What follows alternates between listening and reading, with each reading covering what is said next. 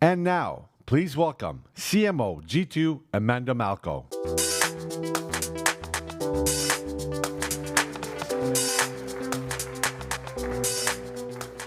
Hi, this is pretty cool in person, and hi to everybody online as well. I'm Amanda Malko, I'm the CMO of G2. I joined G2 about 6 months ago from MailChimp.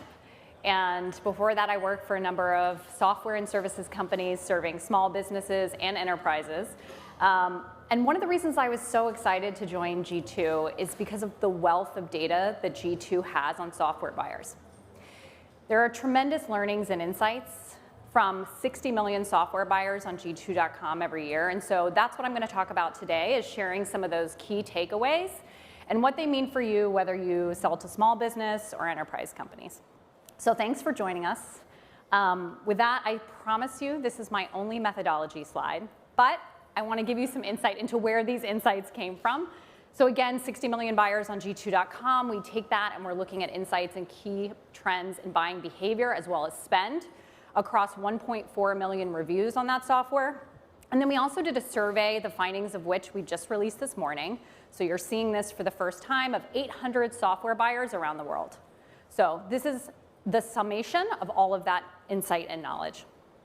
I'm going to start with the good news. You made it. The last year has been tough. We saw dips in software spend immediately following COVID.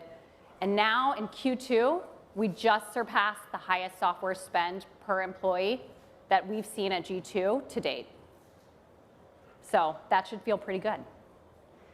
Even better, in our survey, 55% of buyers said they're going to spend more next year as well. And the total number of unique products, which you're looking at here, is the number of products that a company buys on average. Just in the first half of this year, it's higher than we've ever seen, on average 124 software products per company. Tremendous opportunity for all of you and all of your companies. But with this growth, what we're seeing is that the way software buyers buy is fundamentally changing. Software is becoming a reflection of our everyday lives. So this is the top trending categories on G2.com in the past year. I love the first one, because clearly we're all at home in our pajamas trying to figure out how to make a buck on cryptocurrency. I have not figured it out, so if you have tips, please come see me after the presentation. We're also trying to figure out how to work from home better together. So video conferencing, marketing automation, project management. This is the zeitgeist of our culture, is reflected in software. The other thing that's changing is the way we go about buying it. And so in the rest of this presentation, I'm going to share 3 key trends and hopefully some examples of things that you can be doing to capitalize on these. I don't think any of these are going to be revolutionary, things that you've never heard before. So what my hope is that this is a distillation of the top 3 things to focus on, a blueprint for how you can go to market. And the first is that software buying is happening faster and becoming more frictionless. I think we all know about the frictionless part. We've talked about product-led growth, how can you create a delightful customer experience. But the happening faster part surprised us, particularly given how dramatic it is, especially as we've all heard that there's more people involved in software buying decisions than ever before. All true. But 55% of buyers say that they need less than 3 months to make a decision of $20,000 or more. 85% of buyers say, I don't need more than 6 months to make a decision. And you may be thinking, enterprise, my company, they take forever, right? It's like 12 to 18 months, they can't make a decision. 82% of enterprises, 1,000 employees or more, are saying, I don't need more than 6 months to make a decision. This really surprised us. We think there's a couple of things happening here. The first is that there's frictionless experiences in how we buy. So over half of buyers say that they're using credit cards to make their purchase decisions, to make their purchases, and 48% for enterprise. So they're using credit cards more readily and using trials more often as well. The other thing we're seeing is that there's more ways to buy. 1 in 5 buyers prefers to buy from someone other than you. A third-party marketplace, a VAR, a value-added reseller, This is key to thinking about how we go to market. More frictionless experiences means they can make them faster. More convenient ways to buy and places to buy means that they're more likely to make those decisions faster and give you a try. Perhaps more startling, 67% of companies usually engage a salesperson after they've already made a decision. So how can you influence them prior to them reaching out? This stat is troubling. You have to think of ways to sell before they contact sales if you're a sales-led organization. So what can we do with this? Faster, more frictionless decisions, making decisions and educating themselves before they even reach out to sales. Adopting a product-led growth mindset is key. We all talk about product-led growth. I've seen many, many great panels on product-led growth here at SaaStr already. But a lot of times we think about it as a destination. Once I get the free trial, I'm going to be doing PLG. It's really a mindset. How can you reduce friction to try and buy? A great example is a free trial. But not everybody is there. And free trials can often be very limiting for the buyer. I'm going to stop and give you a non-software example. I had a baby during COVID. And about a year in, he's about a year now, I had a realization many parents have, which is car seats are huge, and I need a bigger car. So I decided to go get a test drive. And I filled out the form to schedule a test drive. And I heard back about 24 hours later, and delighted, we schedule it, and it turns out it was routed to the wrong dealership. And I was like, you know what, forget it. I'm just going to march down there and see what's there. And it reminded me, that's what it feels like when a demo request is routed to the wrong person, right? That's not a delightful, frictionless experience. So then I get down there, and I went to 2 different dealerships, and the first one said, I'm sorry, we don't have any inventory. Can I show you some pictures on the website?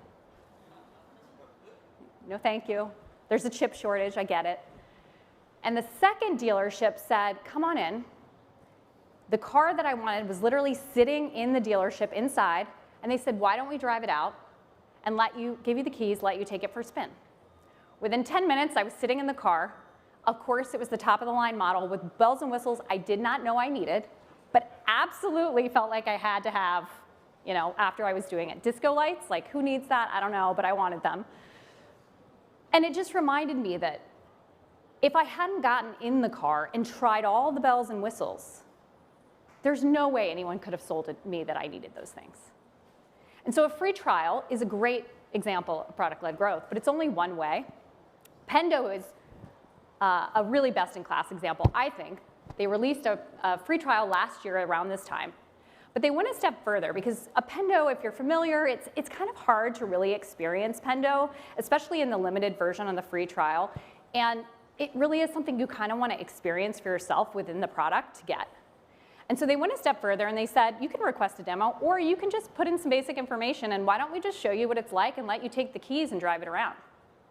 And so this is a demo experience directly on the homepage of Pendo that allows you to see any aspects of Pendo that you want, and it feels like you're driving. I didn't even know Pendo did half this stuff, and I've used Pendo. This is a great way to reduce friction, to try, and get people to hopefully buy things they never even knew they needed. Another example of product-led growth is designing for multiple front doors. I'm not going to tell you about marketplaces. You know that. We talked about that. We saw 1 in 5 buyers is preferring to buy from a marketplace or a VAR. Not everybody can be in a marketplace, but there are other ways to think about multiple front doors. It used to be that we thought of ourselves as a product company. I'm one product. How do I make sure I get as many people to come to my product as possible? But what if you're a franchise? What if you can franchise your product and get it in more people's hands for more use cases, and think about different front doors to your product experience? So I love this example from Vimeo. And if you're here, you're missing the CEO of Vimeo, Anjali, so you should watch her presentation later. But Vimeo just released a trial of their product within Asana. And what I love about this is, obviously, product integrations, nothing new. This is enhancing the functionality of Asana. But what it's doing for Vimeo is it's actually allowing people to use the product in a really interesting use case example within Asana And if you want to use it outside of Asana, guess what? You have to pay for Vimeo. So this is a great front door for Vimeo. Miro, if you've ever used Miro, great experience for creating templates and really thinking visually, really a visual collaboration tool for your teams. But it's used in so many different ways by so many different personas. One of the things they've done is actually think about all the most common use cases for Miro, and then created actually a paid search campaign that just, if you're looking for, in this case, a service blueprint, they have paid search ads that'll bring you directly to a template. That's a front door, right? A different use case for the product drops you right in to use the template. You're going to use it, find it delightful, and hopefully upgrade in your product experience. So think about yourself as a franchise. How can you actually get your product into more use cases in people's hands? And test your way into it. I like thinking of PLG as a mindset as opposed to a destination. If you test your way into it, you're always working on that journey. You're never sort of done. And I think it also prevents this sort of feeling like, if I don't have a free trial, I'm not doing it right. That's great. You should work towards that. There are other things you can do as well. So that's the first takeaway. Buying is happening faster and more frictionless than ever before. The second takeaway is that building trust is more essential, but it's harder than ever to do. We all know that trust matters, but who can you trust? Our survey shows that traditional forms of influence are fragmenting. This doesn't mean they're going away. It just means our jobs as marketers, if you're a marketer in the room, sorry, it's harder, because there are more places that people are looking to make their decisions and inform their buying. Only 4% of buyers trust traditional analysts and market research firms the most when they're making decisions. That does not mean they're not looking at the report. It just means that if you're in the quadrant, your job is not done, right? Only 4% are going to say, that's what's going to help me make the decision. 38% consider your website the most trusted place.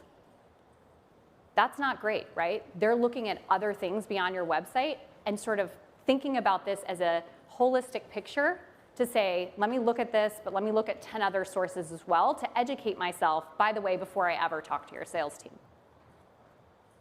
What they do unanimously say, 86% of the people we surveyed look to peers and peer reviews to inform their decisions. I've heard people say, yes, but that's probably only small business customers. 85% of enterprise buyers look at peer reviews. And they say it makes them more confident in their decision-making process. It is a critical tool to market to your customers. How many people here, just as a show of hands, sorry for those online, use reviews in your personal life? It's close to 100%. You probably all have your strategies for it, right? Like I go to the 1-star and I'm like, how bad is bad? Some people are like, I want to know what the average is. Everybody has their way. What makes us think that then we go into our professional lives and we're like, I'm going to buy a totally different way. This doesn't matter, right? So think about that experience. What does that look like for your buyer? And the final thing about trust is that when we asked buyers what would hold them back from making a purchase decision, the top 4 most common reasons shared one thing in common: a lack of credible, customer-led content. Your buyers want to hear from your customers. They want customer references, credible content, which, by the way, probably means that has some content or source that's not you, and not enough reviews on review websites. That's a key one, too, because they're looking there, and they want that credible content. So what can you do? If the first takeaway was all about frictionless experiences and product-led growth, trust is all about customer-led growth and customer-led marketing. What if your customers were actually your best marketing partners? What would that look like? How can you incentivize advocacy? So Sendoso has a program called the Sendoso Supercenter program. It's an advocacy program designed to drive reviews as well as case studies, testimonials, and other kinds of advocacy. In the reviews on G2, some of their customers actually cite how much they love this program as a reason for them loving Sendoso, which is very meta, and I love that. And you can tell that they have invested time in building advocacy. You can see that it shows and how far and away on the grid on G2.com they are in their category. Hubspot, long known for community, great community program at HubSpot, just launched their advocacy program last week. HubFans is a program designed for people maybe you don't want to participate in the community or answer forum questions or become a partner. Maybe you just want to share your love of HubSpot and be rewarded for it.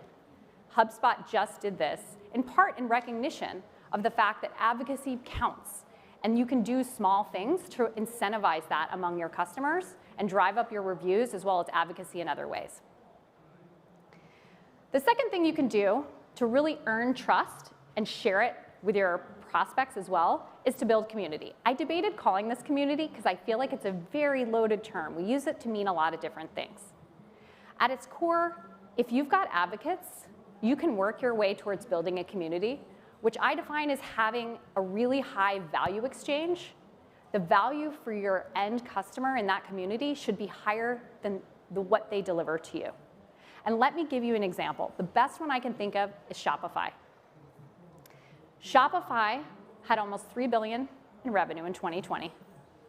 And over $12 billion is what Shopify partners generated for themselves through the Shopify Partner Program that same year.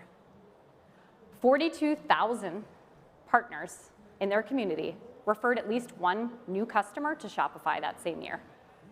That's value exchange and building a community. Now, not every value exchange has to be monetary. But if you've got advocates, think about how can you harness them and really even elevate the value exchange that you have with them further. And once you have that community, or maybe this is your way into community, how can you create more customer-driven content and co-marketing, really treating your customers as your best marketing partners? If you know your buyers want to hear from your customers, how can you put your customers on a pedestal and let them help market for you? You'd be surprised how many customers will actually embrace this and want to do it. Airtable is a great example. They have Airtable Universe. So they actually just created a platform and said, hey, you're using Airtable in really cool and inspiring ways. Why don't you throw up your project and share it with the community? There are so many, thousands of examples on Airtable Universe. It's really fun to check it out. Figma launched their community, which is actually, again, customer-driven marketing and content. And they saw 3 million plugins really shortly after, I think like a few months after they launched from what I read. Incredible asset for both their prospects who are trying to figure out how can I use Figma, as well as their customers to be inspired in new ways to use it. And then MailChimp actually created a partner community and then went a step further and said, what if our partners actually do our marketing, some of our education and training for our customers? There's a templates commerce store where you can buy templates created by their customers. And there's actually partners, again, some of their best customers, doing workshops and trainings. A lot of times we think we know the product best, so let's train our users. Your users probably know the product best. Pick your best users and think about how could they actually be your marketing partners. Again, trust is harder than ever, but if you've got great, passionate customers, you can build it if you treat them as your marketing partners as well. And the final takeaway is that more than ever, retention is your foundation for growth. This may seem really obvious. When I talk to CMOs, every CMO I talk to can cite how much they spend on customer acquisition. Many fewer can say how much they spend to keep and grow those customers. Retention requires a strategy, a plan, and a budget. And it's important because expectations for you and your company are higher than ever. We asked what were the most important criteria. How important are these things to you for software buyers? We could only fit 6 on this slide. There were 12. 11 of the 12, 80% or more of people said this is important to very important. So what that looked like, across all segments, by the way. So what that looked like is everything is important, right? That's a possible bar to meet. These are just the top 6. And 81% of respondents said, I need to see an ROI in 6 months or less. Now, many of you are like, great, no problem. But some of you, and I imagine in my former life I would have been one of them, and been like, so I have to get you to sign, onboard, train you, implement the product, and you need to see tangible ROI in 6 months. Great. How am I going to do that? Say you negotiated, hopefully you've got more than a 1-year contract. Maybe you've got a 2-year contract. Maybe you're always on. At some point, when your contract is about to expire, or the customer is saying, I've been working with your product for a while, renewal is coming up, 60% are going to be watching other companies and checking to see if they should stay with you. But there is some good news, I will say. There's huge upside opportunity, not just to keeping your customers, but growing with them. 1 in 3 buyers prefers to buy complementary products from the same company. If trust is harder than ever, the upside of that is that once you win their trust, you've got a great opportunity, and it's going to be much harder for others to earn their trust back. So how can you capitalize on this?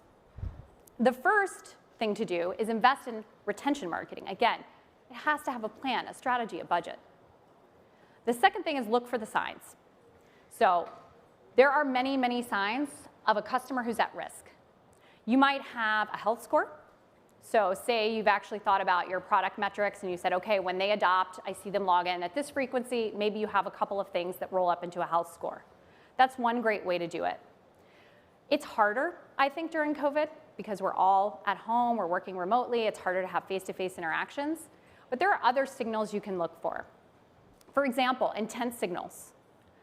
Often used for acquisition, actually great for retention. So on G2.com, you could actually set up a signal to know anytime one of your customers is looking at someone else in your category. That's real. You can use it for retention. So look for the signs. And the final thing is celebrate your ROI. I don't mean like share an ROI, like yes, there's ROI calculators, talk about your ROI. Celebrate is the operative word here. How many times do we actually like make our customers the hero and celebrate their ROI? I really struggled. I looked for great examples of this, and I didn't have too many. So my challenge to you all is like share with me your stories of celebrating your customers' ROI, because I know they're out there. Your customer took a risk to work with you and your product. How can you make them the hero? Can you have benchmarks? And if they exceed the benchmarks that you're seeing for others, do you give them an award? Do you give them something that they can share with everyone in their company to make them look great? How can you make the celebrate part of this really key? Because if you make your customer the hero, if they feel like they trust you and they feel great about working with you, they're going to stay with you. And there's a good chance, based on this data, they're going to buy more with you. And that really is the foundation for growth. And I think the best examples I can give you as to why this matters and who's doing it well is actually in the NRR at the time of IPO for some of the more successful IPOs of the last few years. Asana has a number of small business customers, and yet even with their blended NRR, it's still at 115% at the time of their IPO. Snowflake, I mean, really setting the bar for all of us. I don't know. I feel like this bar is incredibly high, but very aspirational at 168%. So think about NRR, not just ARR. And with that, those are our 3 key takeaways. Software buying is happening faster and more frictionless than ever before. A product-led growth mindset is really where you need to be headed. Building trust is essential, but it's harder than ever. Working with your customers as your best marketing partners is a great way to build trust. And retention is really the foundation for your growth. Invest in making your customer the hero, and you're going to see that your growth will accelerate well beyond just focusing on acquisition. If you want to get the report, you can. Research.g2.com. You'll be able to get all of the findings. And you can also, if you're in person, you can come see us at the G2 booth, and we'll be happy to share more. But with that, I want to thank you all. I hope you found this helpful and a blueprint for how you can go to market moving forward. Thanks for joining us.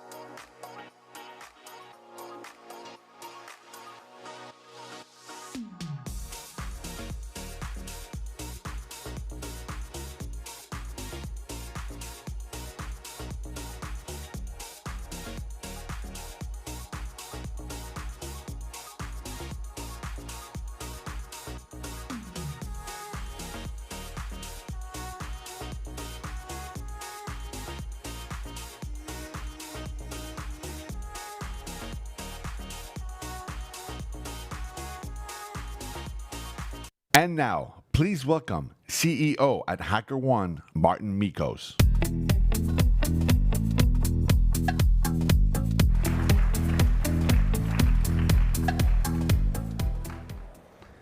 Good morning.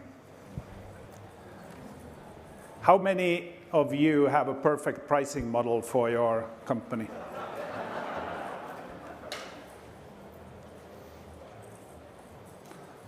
Any lack of self-confidence here? My name is Marten Mickos. I am CEO of HackerOne. HackerOne is the company you turn to when you really want to get hacked. Because the best way to avoid getting hacked is to try to get hacked.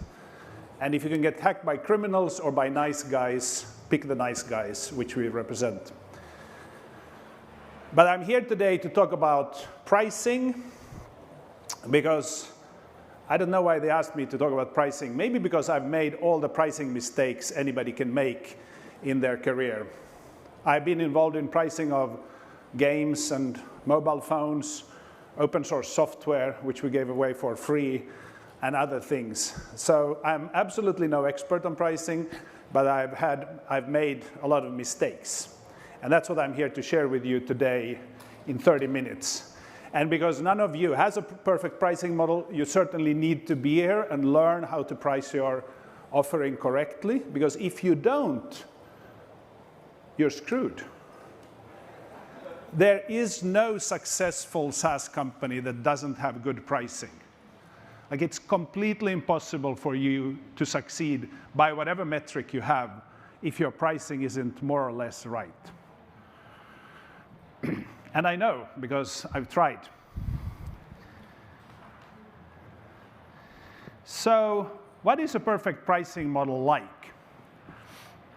These are things I've learned from my colleagues. I've been listening to them when they talk about it. One is, in today's world, we must make it easy to make the first purchase.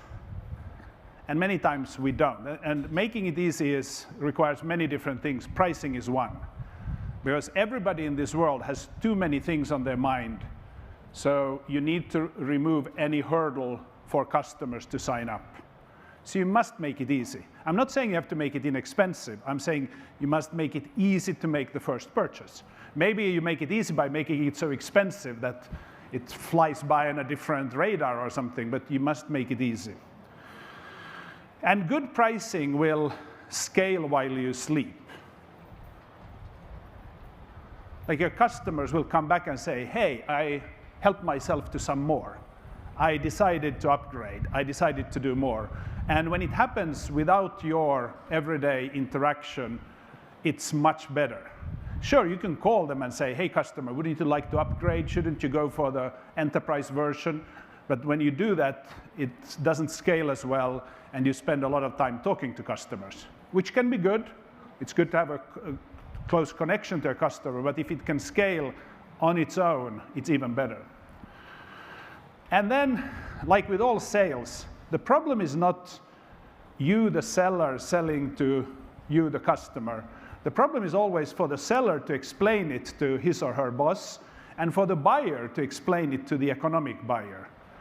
Because every purchase has an economic buyer in the background who is not excited about the product, who doesn't care about the vendor, who doesn't have a personal relationship necessarily. So your pricing should be such that when it's taken to the economic buyer, it will go through. At HackerOne, it meant we had to increase our pricing. So when I joined the company, we sold on a commission-based, where we say, okay, customer, if you pay $1,000 in bounties to this hacker, we will take $200 as commission. It was a beautiful model, very economical, effective. Economic buyers didn't like it. It was not predictable. When we said, you will pay only for what you use, the economic buyer said, sure, but what do I put in my budget? And we said, we don't know. If it's a lot of money, it's good news. If it's a little money, it's good news. Economic buyers don't like that. So an economic buyer will usually say, just give me one number which holds, and we'll agree on that, and that's fine. So we increased our pricing and started selling subscriptions for much higher amounts, and the customer is much happier because they can predict every year what it will cost. And ideal pricing is also one which is painful for competitors to match. Not many will remember, but when AWS launched their cloud service, there were cloud services around. For instance, Sun Microsystems had one. But AWS came out with something that cost 1/10 of what they had back then. That's a pricing model that was impossible for Sun to even consider. And now the rest is history, and practically everybody is running on the AWS cloud, some running on Microsoft and Google and a few others. But with pricing that became difficult for competitors to follow, they had the whole market open for themselves. And many times when you make it painful for competitors to match, it is because you take a long-term view and you compromise on some short-term benefit, because you know that in the long run you will win. But an existing player may not be ready to compromise all of that. They have much more to lose. So if you can do that, then your pricing is in pretty good shape. Here's an example on the slide, Zoom's pricing. Everybody loves Zoom. I love Zoom, best video conferencing you could find. And it's so wonderful. You sign up and it's free. Whoa.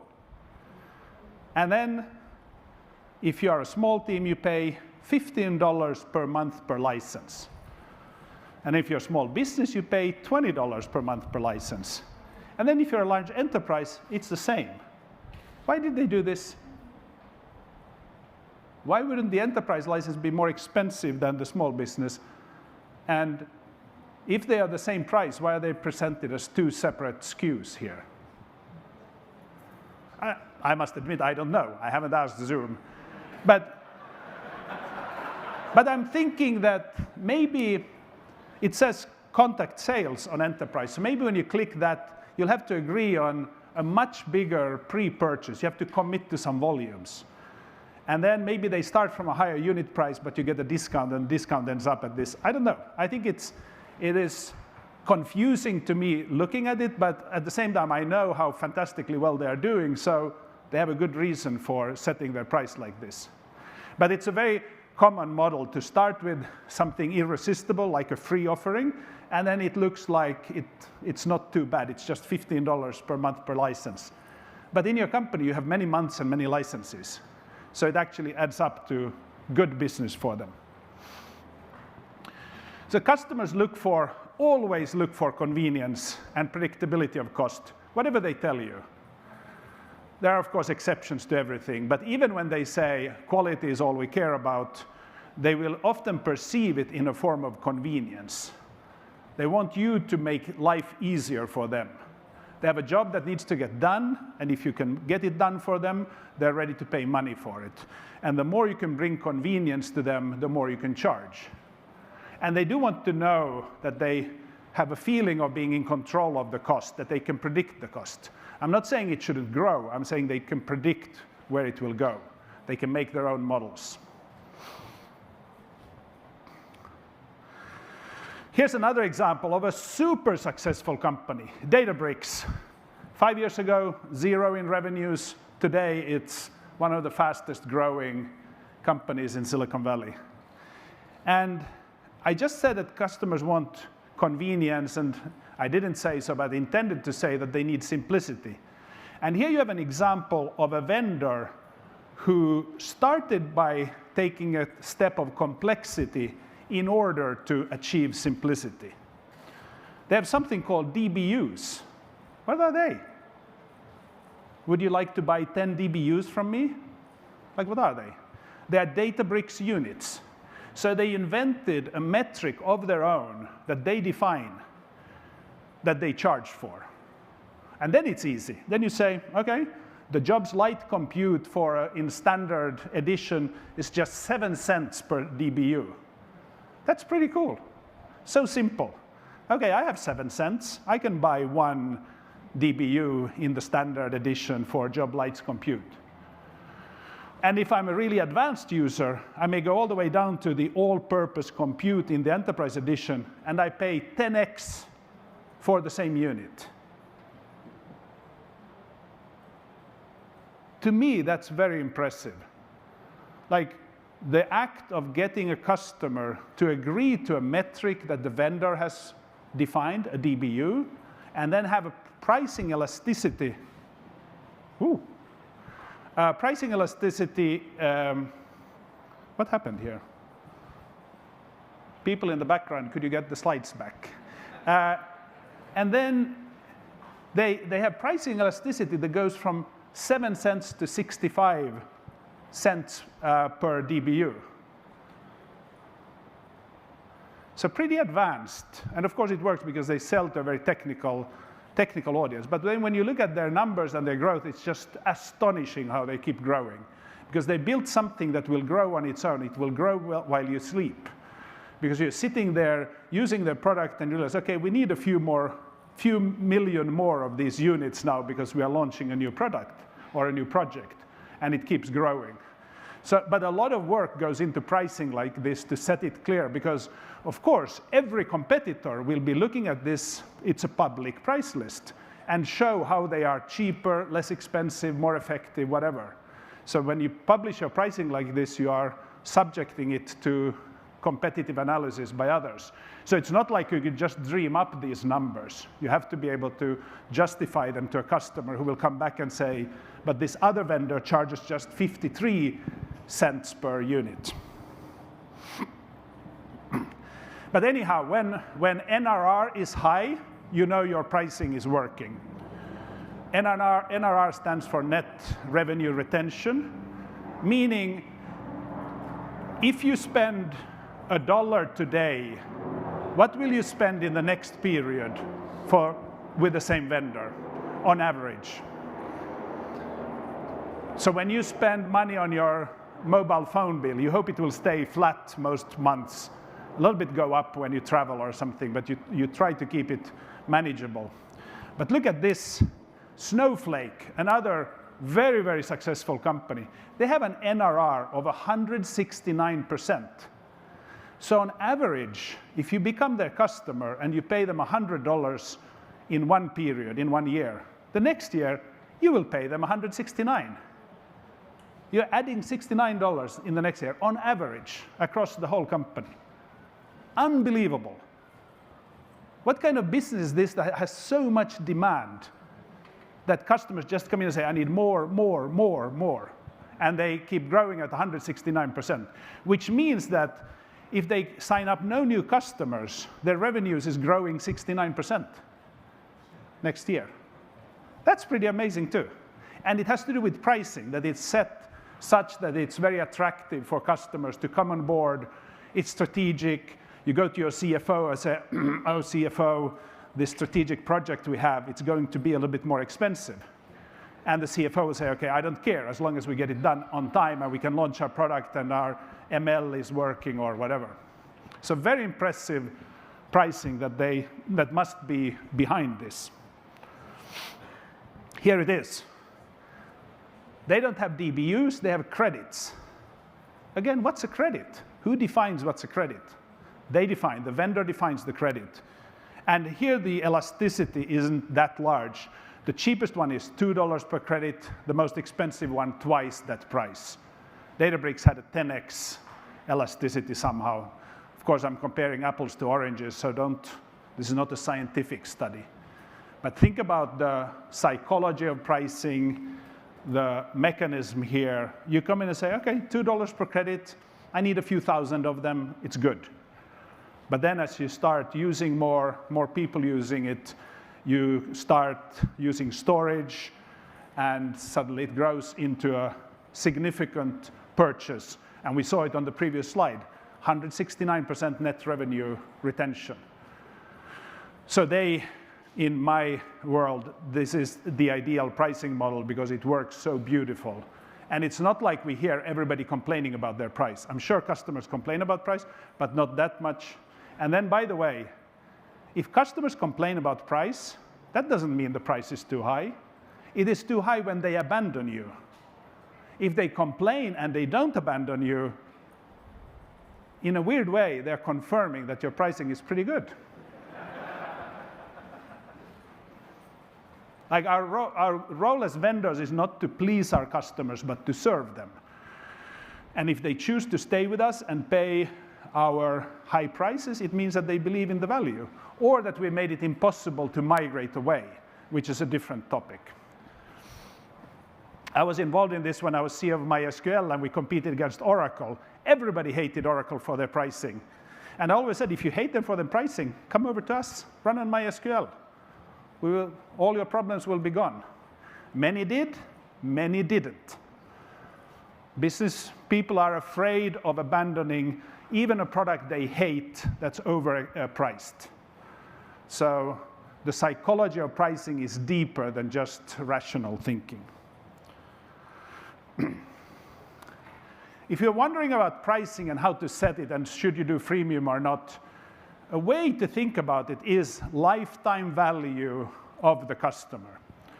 And this is something we learned from the gaming industry, where that's all they do.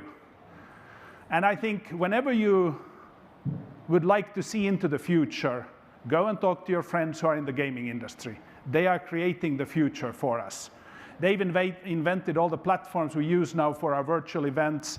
They've invented pricing. They're driving NFT. They're doing all these modern things that our future civilization will need. And when they think about pricing, it's all LTV. You come in and you start playing, and they learn quickly what kind of player you are. Are you one who will spend money? Yes, no? A lot of money? Little money? Are you very competitive? Are you very social? Are you hanging in there all the time or coming only sporadically? They will figure that out very quickly. And in a game, if you're not spending money, they'll start showing ads to you to get at least some money back for you being there in their game. And then when they identify the whales, the ones who are spending a ton or a ton of a ton, they start giving them special access, special treatment, special badges, special everything.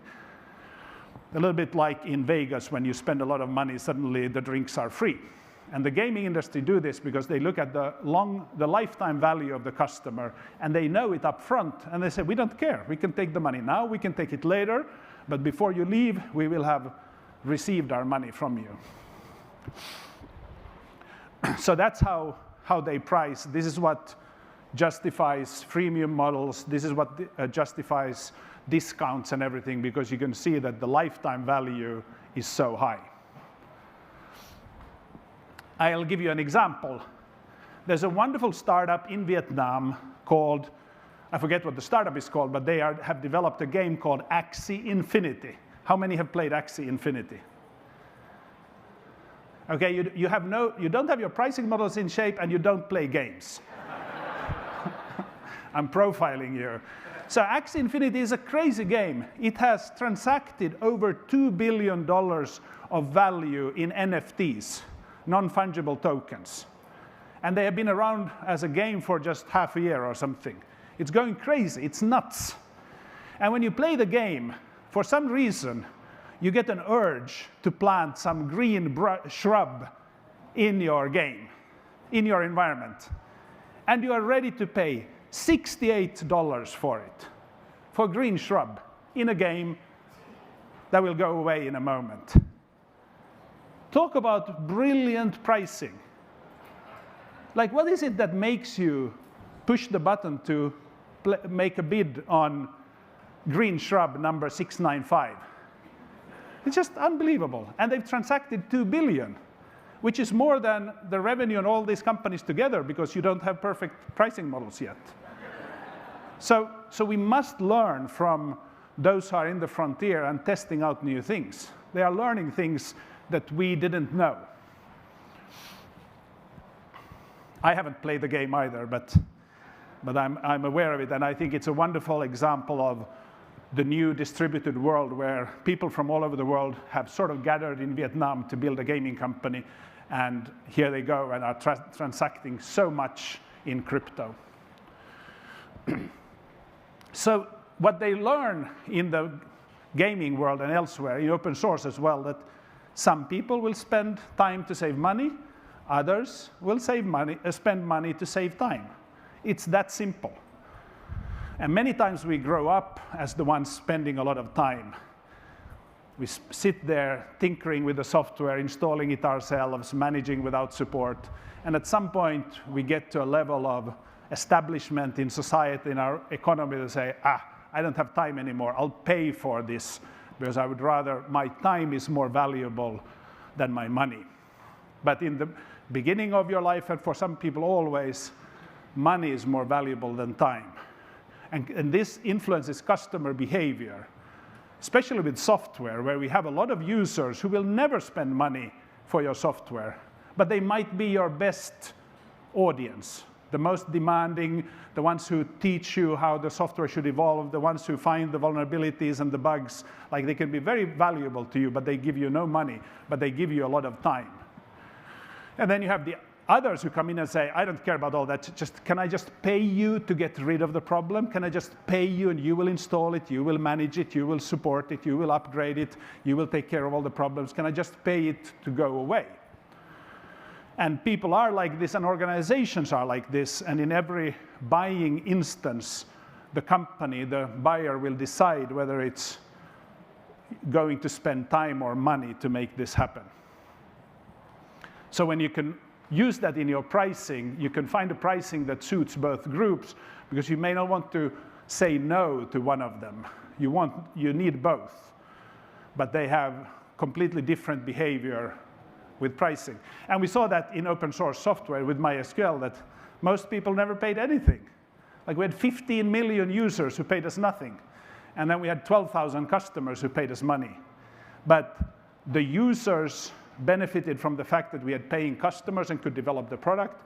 The paying customers benefited from the fact that there was a user community who wrote handbooks, blogs, tests, tools, anything you needed around it. So it became a synergy between the two groups because we set the pricing right. So as for pricing models, which one should you pick? It's very context sensitive and situational, so I cannot make a recommendation to any of you, but here are some models that I've listed. And I make a note there that those are not mutually exclusive. You can mix and match some of these together. But many of us sell subscription fees, a fixed fee for a month or a year. And the benefit to the customer is that it's very predictable. We tell you what it costs, and that's what it will cost. The disadvantage for a customer may be that they may pay for things they are not using. We may say the annual subscription is $1,200, and no matter what you use. And it's easy and convenient, but you may, as a customer, be paying for things you're not using. So then maybe you do consumption pricing and say, no, it's completely flexible. It's based on what you do. Then the customer benefit is paying only for what they use. But the disadvantage, it can be difficult to predict. And the economic buyer in the background may say, no, I don't want that. Couldn't you just set a fixed price so that we know, so that we can predict it, we can budget it? Most companies have tiered pricing, and what I showed you was this good, better, best. You always need good, better, best. You need 3 tiers. You can have 4, don't have more than that. It's human psychology. Some people will always choose the cheapest. Some people will always choose the most expensive. Most people will choose the one in the middle. So the purpose of the edge cases is to frame the pricing. You may sometimes need to have an enterprise version that nobody is buying, but it gives an idea to the customer of what the price could be. So, in terms of psychology, you may need to show a very big number so that the customer can go to their own boss and say, boss, I bought the product, but I didn't buy the most expensive version. And then the boss will say, good job. This was excellent purchase. So there's a lot of psychology in how this works. Of course, you need to justify it with real stuff, but with the amount of stimuli we get every day, we have so much to think about that we can't analyze everything down to the pure rational, logical conclusion. Sometimes we just make a quick decision. There's all-in-one pricing and component pricing, which sort of is similar to subscription versus consumption pricing, what kind of granularity you allow. And sometimes I compare to a country club, where you're a member of the country club and you get access to all the services. Whether you use it or not, you pay a high, hefty annual fee. Maybe you pay extra for using the golf course or something, but many of them have high prices that would include most of it to make it predictable on both sides. And then freemium, of course, means it starts free and then there's a premium. That's where the word freemium comes from, which is very common in the gaming world, in open source software and other software products, where the cost of distribution is so low that you can give away a free version and it doesn't cost you as a vendor too much. But if you go for a freemium, you must go all in. You can't sit there thinking, okay, we'll give away this for free, but let's hope not many will take it. No, you need to hope that everybody will take it.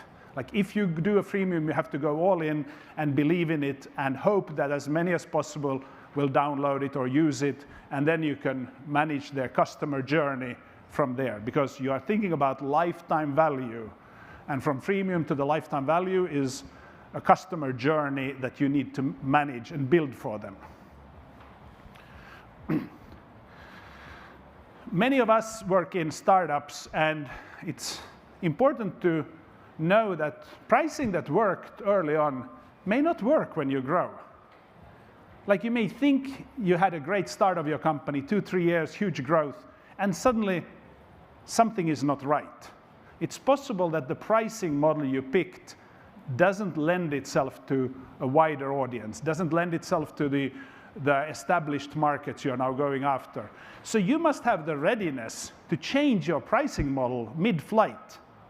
That's really hard. You call customers and say, hey customer, we know you love us and we love you, but we have a new pricing model coming. They don't like it. Sometimes you have to grandfather them in and say, okay, everybody who's on board, you can live on the old pricing for the next 2 years, and all new customers will use the new pricing. But these are difficult transitions for a startup as it grows, to pick a pricing that really can deliver the value that it needs to deliver. Then platitude towards the end here. The best pricing makes both the buyer and the seller successful. It sounds like a platitude because it sort of is, but it also is what works. Why are there companies that year in, year out perform well? It is because the pricing works. It provides enough of revenue stream for the vendor to keep developing and winning and investing and whatever they need to do. But also the customers are sitting there saying, yeah, I actually like this. I'm still ready to be a reference. I'll speak highly of it. I'll call my friends and tell them to use Zoom or Asana or Gainsight or whatever I'm using, Slack, because I'm so happy with the value and I don't mind paying the price. And I know that the price is going up, but it still is worth every cent and every dollar. So when that happens, you get into a positive spin where you get a lot of goodwill in the market because people will happily speak favorably of you as a vendor.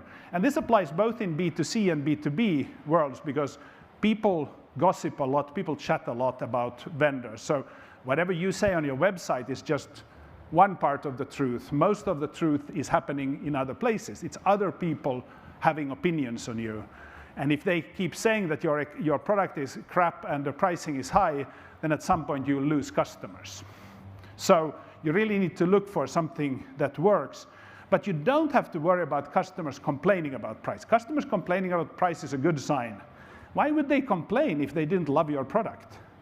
Like if they hate your product and your pricing, they'll go elsewhere.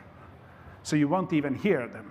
So a customer complaining about price, don't ignore it, but also don't see it as imminent doom.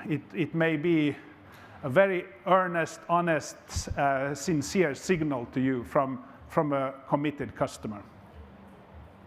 So with that, I'll stop here and wish you amazing pricing success, better than I have in my career, although I guess I would say I've learned the trick now and pricing has worked out very well for the past few companies I've been running. But it is still, there's nobody who's expert at pricing, and there's a little bit of luck involved. If you have any questions or comments, here's my email address. Feel free to reach out, and have a great conference here. It's great to see people in person.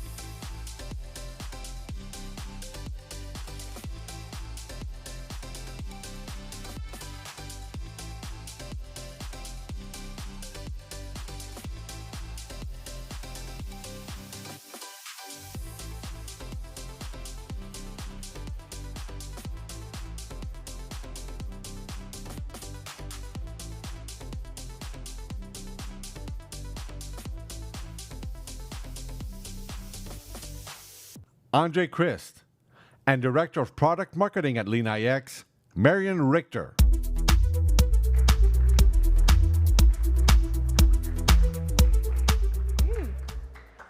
Hello, everybody. I hope you're having fun today and enjoying yourself here. It's great to be here. And today, we'll talk about optimizing SaaS productivity for CEOs, CFOs, and CIOs. I'm Marion, and together with André, the CEO and co-founder of LeanIX, we will walk you through today's session. Before we get started, just a little bit of background on LeanIX. So LeanIX was founded in 2012 in Bonn, Germany. So if you have asked yourself what that accent is, it's a German accent. And on the way here, I was asked if I was from Denver. So no, it's a German accent. I can definitely tell you that. So 2012, the company was founded. So we are not a startup anymore. We have more than 500 global customers all around the world. Most of them are enterprise customers. And more than 400 employees in offices in the US, in Germany, Europe, and also in India. So the topics for today is the state of SaaS in the enterprise. I think all of you ultimately want to sell your solution to the enterprise and have it seen implemented there. So I think that's good insights for you. André will talk about the CEO, the CFO, and the CIO view on SaaS and some pitfalls here. And then we will walk you through the key capabilities of a SaaS management platform. So but before we dive into the topic, we also brought some giveaways here, but you have to do something to get those giveaways. So what is your, I want to ask you, what is the projected annual or global SaaS revenue in 2021? Anyone? All right, I'll give you a hint. Is it either 100 billion, 150 billion, or 200 billion US dollars? 300 billion. Where was it? 300 billion. 300, well, that wasn't one of the choices, but I'll give you socks anyway. 200? Yeah, 150. Great, so yeah, 150, or be precise, 146. That's a projection from Gartner. So in 2019, it crossed the 100 billion mark, and then it's estimated to grow another 87% till 2025, and I hope you're all participating in making that happen, which is a great topic. So the SaaS share, the share of SaaS as the overall software spend is increasing. And I think many of the cloud-born companies, and I think many of you have probably 100% SaaS share. So just like to ask you, everybody that has 100% or 80 to 100% SaaS share of their software budget to raise their hand. Wow, okay. It's a majority, I would say. And if we go, then this is from a recent customer survey that we've done. We've asked our customers in July and August on what their SaaS share was, and it's, I think, quite surprising maybe for that crowd here that a lot of them have just started their SaaS journey. So the majority, so 58%, have less than a quarter of SaaS in their landscape. Then there's 25% between 25 and 50, and only 18 with more than 50%. We've also looked at regional differences. So Europe versus the US, and interesting here, Europe is with the SaaS share of less than a quarter is 65%, and it's the quite opposite for the US. So US enterprises are quicker in adopting SaaS solutions than they are in Europe. When we go into the topic of SaaS management, so I think enterprises have started using SaaS 15 years ago, but the topic of SaaS management is quite new, and so are also the solutions for that. So what is SaaS management? With more and more solutions being adopted by the enterprise, the employees, the different departments, you want to be able to have, first of all, oversight on what you have, so managing the full SaaS stack, but then also looking into costs, into the licenses. Do I use all the licenses that we've paid for? You want to look into renewals and getting your employees on and off-boarded of the solutions. So that's everything, that's the topic of SaaS management. And then we've asked our customers, so who is owning the process for SaaS management? And I think interesting here is that there is no answer currently. Every enterprise is allocated in different departments. So we have enterprise architecture here with 34%, not surprisingly because we've asked a lot of enterprise architects and they pointed to themselves. Then there is software asset management with 31%. You could also find finance and procurement being responsible. Then there's a governance risk and InfoSec. And then I think that's a very interesting part here. So 11% said that they don't know. So we've asked someone in IT who is responsible to manage your SaaS stack, and they said, we don't know. So I think that shows you that it's still at the beginning, and they are still they just started their journey. The other question we've asked them is how many departments are involved. And none of the respondents said it's just one department. So it's spread across IT, with the majority being in 4 departments. So I think for everybody here, if you sell your solution to an enterprise throughout the life cycle, you will talk to different stakeholders in IT. And they all have probably different needs and a different perspective on what should be done. And then we've asked them about the top challenges with SaaS. And here, not surprisingly, I think 43% said that the discovery of decentrally purchased SaaS is the top challenge here for 43%. That's the most relevant one. So I think it starts with discovery. First of all, you need to know what's happening, who bought which solution. And once you have established this visibility, you then want to look into, okay, how many licenses have I actually bought? What kind of licenses are they, and what are the costs for those? And then the next layer, and that's the next one, is really receive information on usage data. But first of all, I think it's really about getting the full transparency. All right, André will now walk you through the view for the CEO, CFO, and CIO, and I think he's best suited to walk you through. Thank you, Marion, for the introduction and the stats sharing. And we hope it's useful for you to understand what you're actually selling to, also if you're going to the enterprise. Maybe adding, before I start, one more stat. Who of you actually knows where Haribo is from? So, any guess? Say that? Germany? Yeah. And where in Germany? Okay, another guess. You saw probably the nice sandals Marion was wearing, like the Birkenstock. Everyone knows Birkenstock, right? So where's that from? It's actually extremely close to the headquarters of LeanIX. So it's Haribo is from Bonn in Germany. So that's where the company was founded 2012. Birkenstock, the nice sandals, wear it all over the world, also being very close to Bonn. So when we started the company way back 10 years ago, SaaS wasn't a really big thing. So we anticipated with like software that CRM systems wouldn't be considered as software anymore when Salesforce entered the market. There was like a whole wave coming up. Now, if I fast forward to today at LeanIX and look at our SaaS stack of tools, you see that here on the left-hand side of the slide. So the monthly costs actually add up significantly. Looking at Salesforce cost per employee per month, Workday, Zoom, and so on.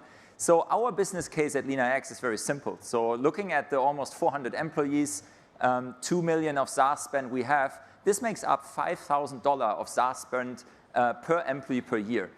We believe, of course, it's great to use software as a service in order to increase productivity, in order to bring the best solutions to collaborate. But there is also another side of SaaS.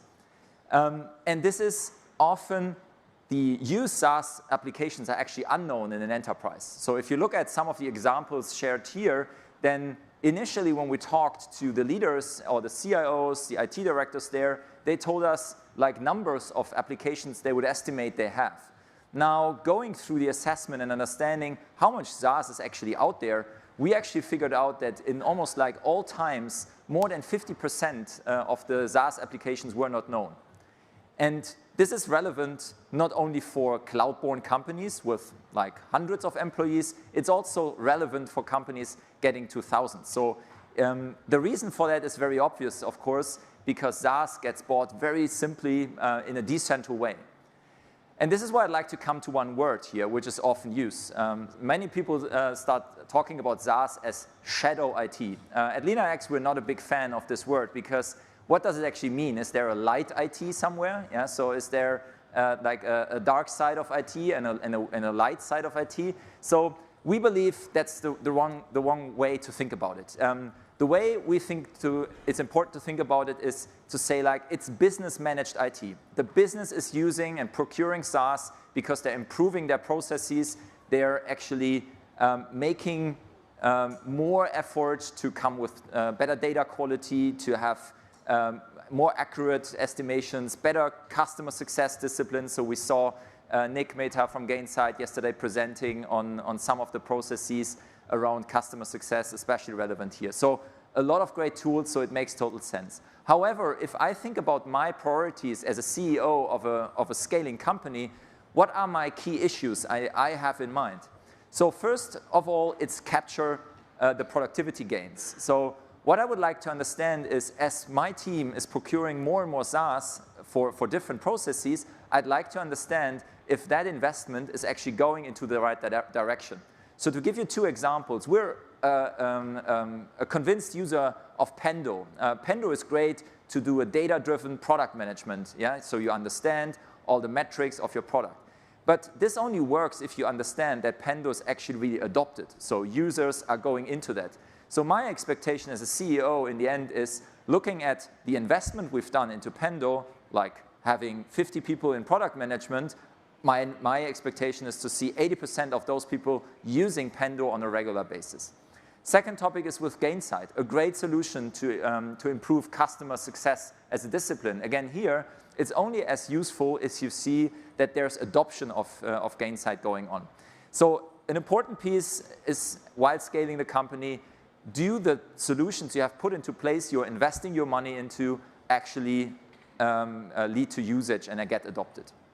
The second topic on my list as a CEO is becoming enterprise ready as a company. We're selling to more and more enterprises, to more companies, as you all do. So you have to prepare actually to become audited at one point in time. So in order to do that, you actually need to understand what are the risks of those applications, what data is kept in all of those solutions, where is customer data and where's employee data, and then based on that, put in place measures and controls. So without understanding what's the long tail of all those applications, I as a CEO are actually at risk not knowing what I don't know. And last but not least, while scaling a company, you add employees on a very regular basis. So the on and offboarding of employees is extremely crucial.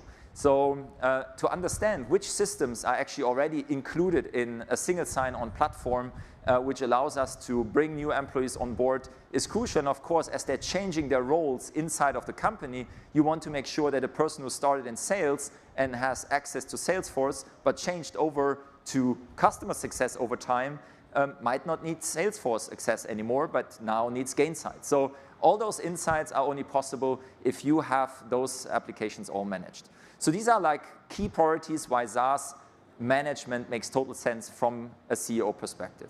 Now, thinking a bit about the CFO's perspective. So what are some of the arguments why an investment into better managing SaaS is important? So first of all, visibility. That's the foundation what I've already talked about. The second is, to our view, when we are working with customers, we see 30% of the SaaS spend is actually redundant. So there are redundant tools out there. And as we have all seen in the last 18 months, more and more tools get adopted, for example, for digital whiteboarding. So there's great tools like Miro out there, there's LucidSpark out there, there's other solutions out there. What happens is those tools get bought decentral, and there's the need to actually understand what of all of that is redundant.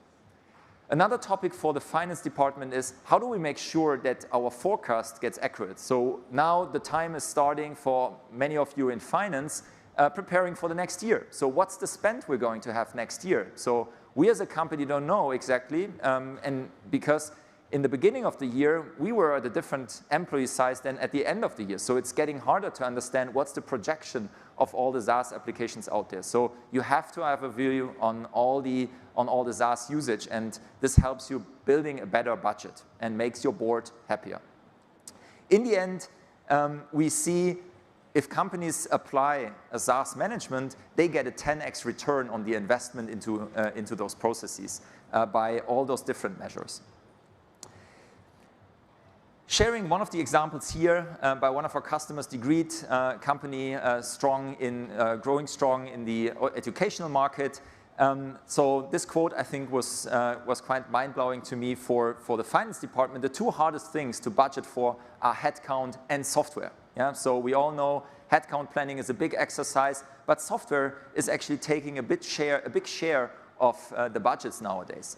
And so Degreed has decided, in order to support the growth, to develop an approval committee to make sure that the software which is procured is going through a committee made up of finance, InfoSec, contract management, and data insight leaders, so that all the different parties actually decide together before a new software is procured.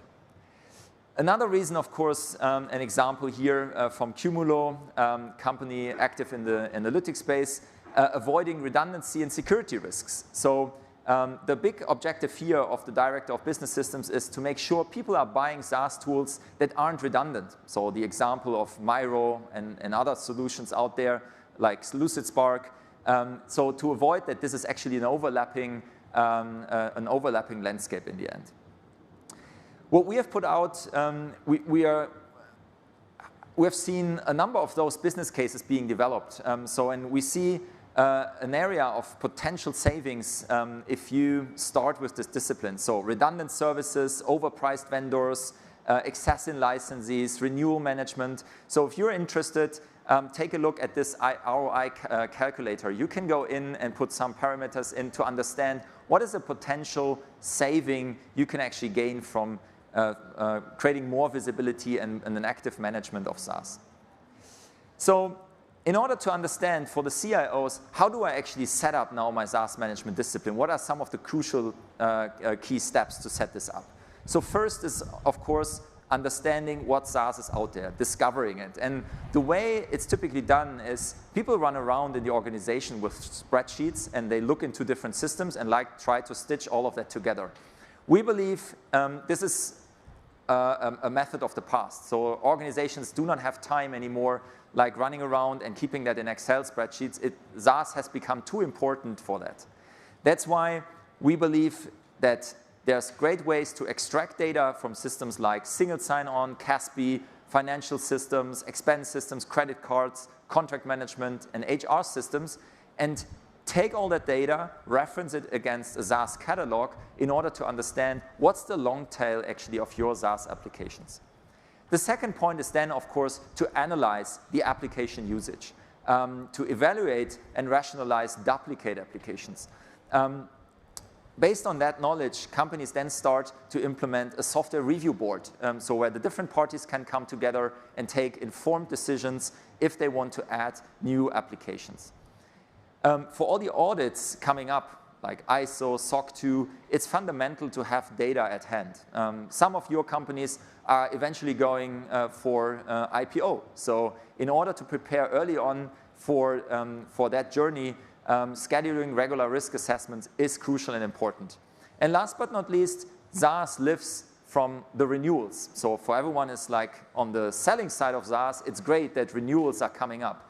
From the side of the company, you want to be actually informed when is the next renewal, because what usually happens is a couple of days after renewal has taken place and is locked in for the next 12 or 24 months, you actually see that, well, the usage has gone down or the usage has gone up significantly. You would have been better off negotiating a different deal.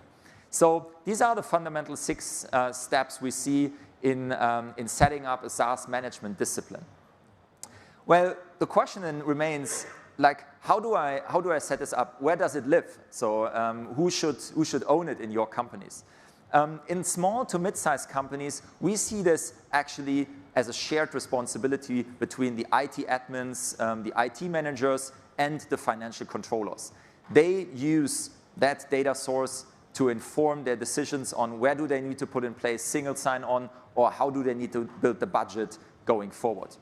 In mid-sized to large enterprises, there are more people coming to the table. People taking care of IT business systems, like taking decisions on which SaaS application you want to put in place. Enterprise architecture, to understand on a more holistic way, what should the landscape of your IT look like. Procurement department all of a sudden exists to understand how can we optimize the procurement of our software as part of our entire spend. Financial planning and analysis. And last but not least, the CISO, who wants to prepare and help the company become compliant. We believe we are going to see a shift towards a SaaS center of excellence in a company. As much as companies are going to establish a cloud center of excellence to actually tie together all the resources in order to understand how they're optimizing for the cloud, we see something similar happening for the SaaS spend in the companies. With that having said, I'd like to hand over back to Marion to talk you a bit through the capabilities of a SaaS management platform. Great. Thank you.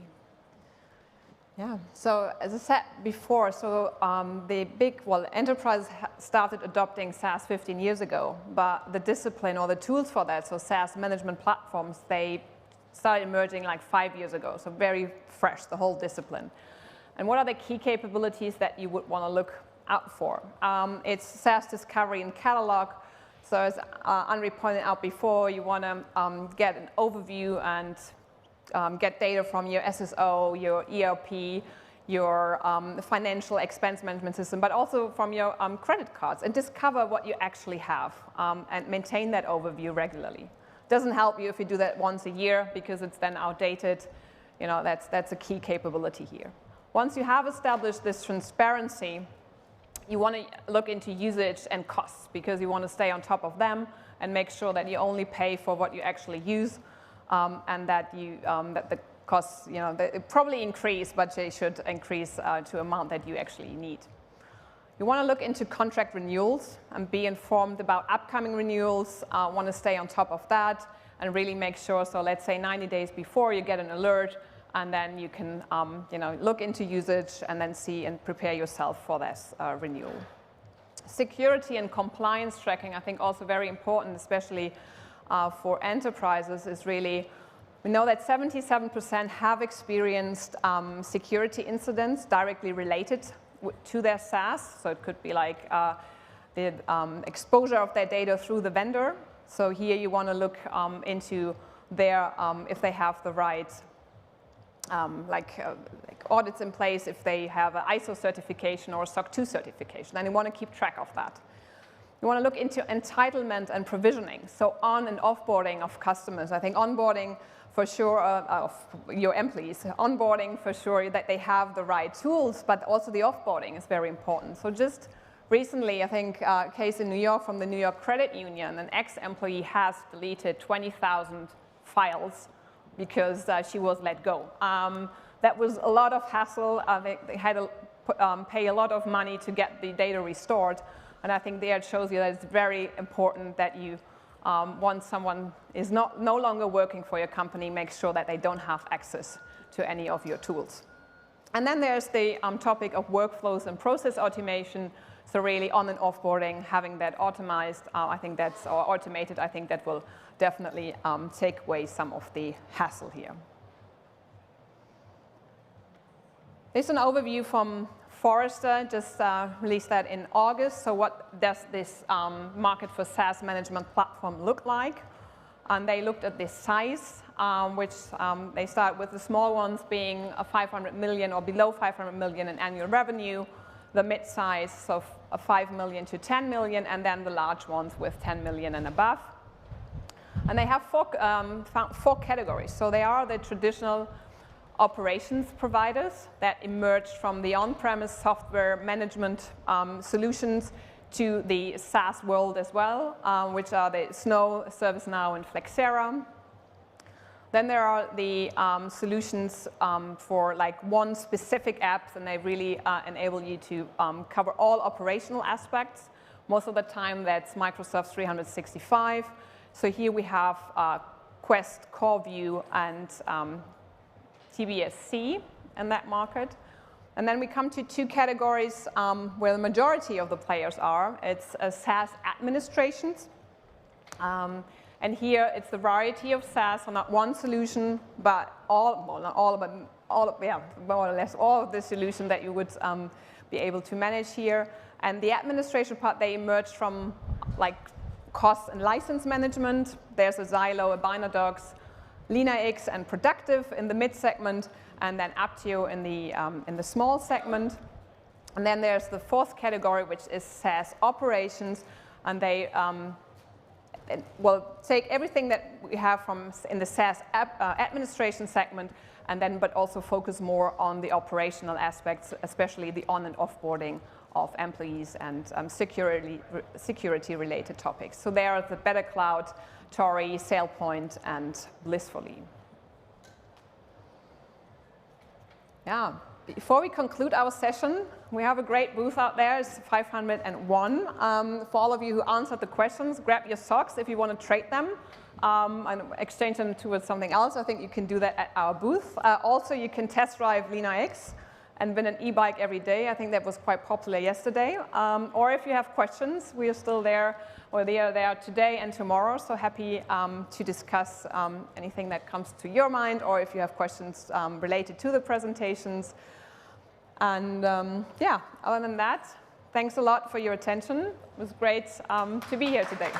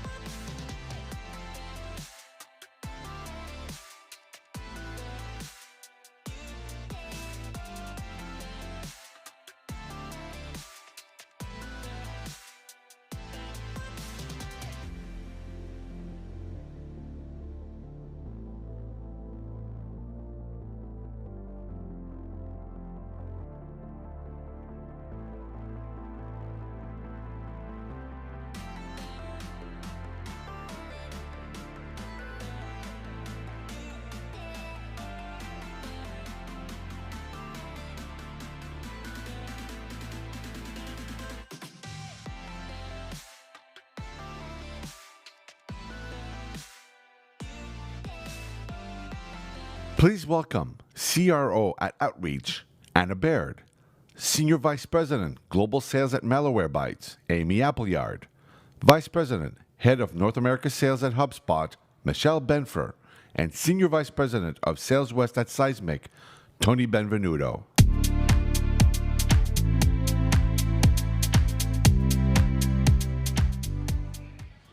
All right. You guys hear me okay in the back? I heard the sound was a little crunchy. You're good back there? Awesome. I am loud, so this should work out okay.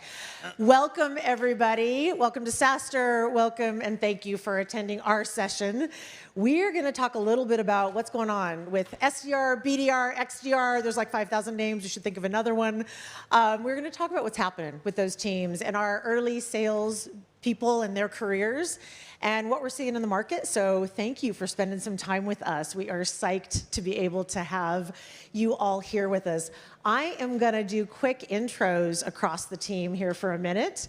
We've got Tony, Amy, and Michelle. I'm going to have them introduce themselves. So we'll start with you, Tony. Tony Bevenuto, SVP of Sales at Seismic. Been there for just under 3 years, loving it so far. I feel like I'm a dinosaur in SaaS there, but small stint at Marketo, small stint at Adobe. I'd say small, but 5 and 6 years apiece. Looking forward to the chat. And what's something you wish you'd known back when you were early in that prospecting career? Yeah, great question. So for folks coming in at entry level, something that I wish I knew that I know now is be you, be your authentic self, right? I feel like some people, when they're breaking into the industry, especially entry level, they feel like they need to walk, talk, act a certain way. Don't do that. We read right through the BS. Be yourself. Right. It's going to go a lot further. All right, Amy, memory from Prospector and something you wish you knew back then. Okay. So I'll just do a quick intro. Yes, quick intro, okay, and then All those right. two, yeah. Amy Appleyard, and I'm the Senior Vice President of Global Sales at Malwarebytes, and I've been there for about a month, so just getting started. I'm still trying to find my way around. And actually, I'm based in Boston, but out here now. I'll get to meet some folks from my team for the first time physically, which will be awesome. And then I think early career sort of memory of things that I love your advice, like be yourself, totally be yourself. But I actually think make sure you find other people within the organization who would help you. Like, don't try to do everything alone. So especially if you're in sales, make sure that you are making friends with people in marketing, with people in channel, because these are the folks who are going to help you leverage and really help you grow. All right, Michelle. Hey, thank you. Hey, everyone. Michelle Benfer. I'm head of North America sales at Hubspot. Been with Hubspot for almost 4 years now, and I came up selling cars, selling women's fashion magazines, selling media, and somehow I got into tech. So I'm here today. So I have a lot of really interesting prospecting stories from door to door to BDR, a little bit of everything. So my advice, I'd say two things. One's count the no's. If you actually embrace the no's and know that they're coming, I think it really helps with that resiliency and the ability to know that that's part of sales, and ideally you're working on your no rate as much as possible. And I'd also say don't be a robot, which is a little bit of what you're saying in that authenticity. I think for many of us who are overseeing young sellers, BDRs, I mean, I get so much robotic email every single day, and you can just tell it is a sequence that they copy, paste, pump out, and I don't open anything unless it's personalized. So be unique, don't be a robot, cut through the noise. Yeah, that's a good path. That is awesome. And Anna Baird, everybody, CRO at Outreach. I still remember vividly my very first cold call. Yes. It was to Symantec, so those of you know they're like here in the valley, antivirus software, and I was scared to death. I still remember like literally not breathing when I left the voicemail, because I did get voicemail, and ended up with a $600,000 deal out of that. So don't be afraid to just put yourself out there, because you just never know what's going to happen. I think those things are out there for all of us, depending on who you're calling, and you never know what is on the other end of the line. I think today, with all the things we have out there, it is way easier to understand what your buyers are looking for and make sure you know that too. It's like, know something about their business, do your research. I think that is the biggest advice on the customized side, where all the buyers are expecting you to, and that whole journey with buyers has changed, especially these last couple of years. All right. We are going to kick it in, and our first, it has been interesting. So the Wall Street Journal had just published something recently talking about 65% of the open jobs out there for salespeople. I mean, it's like this incredible increase in the number of jobs out there. And I think we've got a slide on this in a second, but it is a market for somebody who's looking for a role in go-to-market and in sales in particular. And just wanted to kind of take it to the team. And Tony, I'm going to start with you. We keep hearing there's obviously labor shortages across all kinds of industries. There are supply chain issues. There's all these crazy things. Why is this happening in sales? What's going on? Good question. I think to state the facts, right? Sales is hard. It's tough and it's high pressure, right? I mean, ask my wife at the end of each quarter how much of a delight I am to be around. I've gotten better, but no, realistically, right? So, user adoption is a direct correlation to the open recs that are in the market right now, and there's a lot of them. And there's not as many folks that want to jump in and kind of get their hands dirty.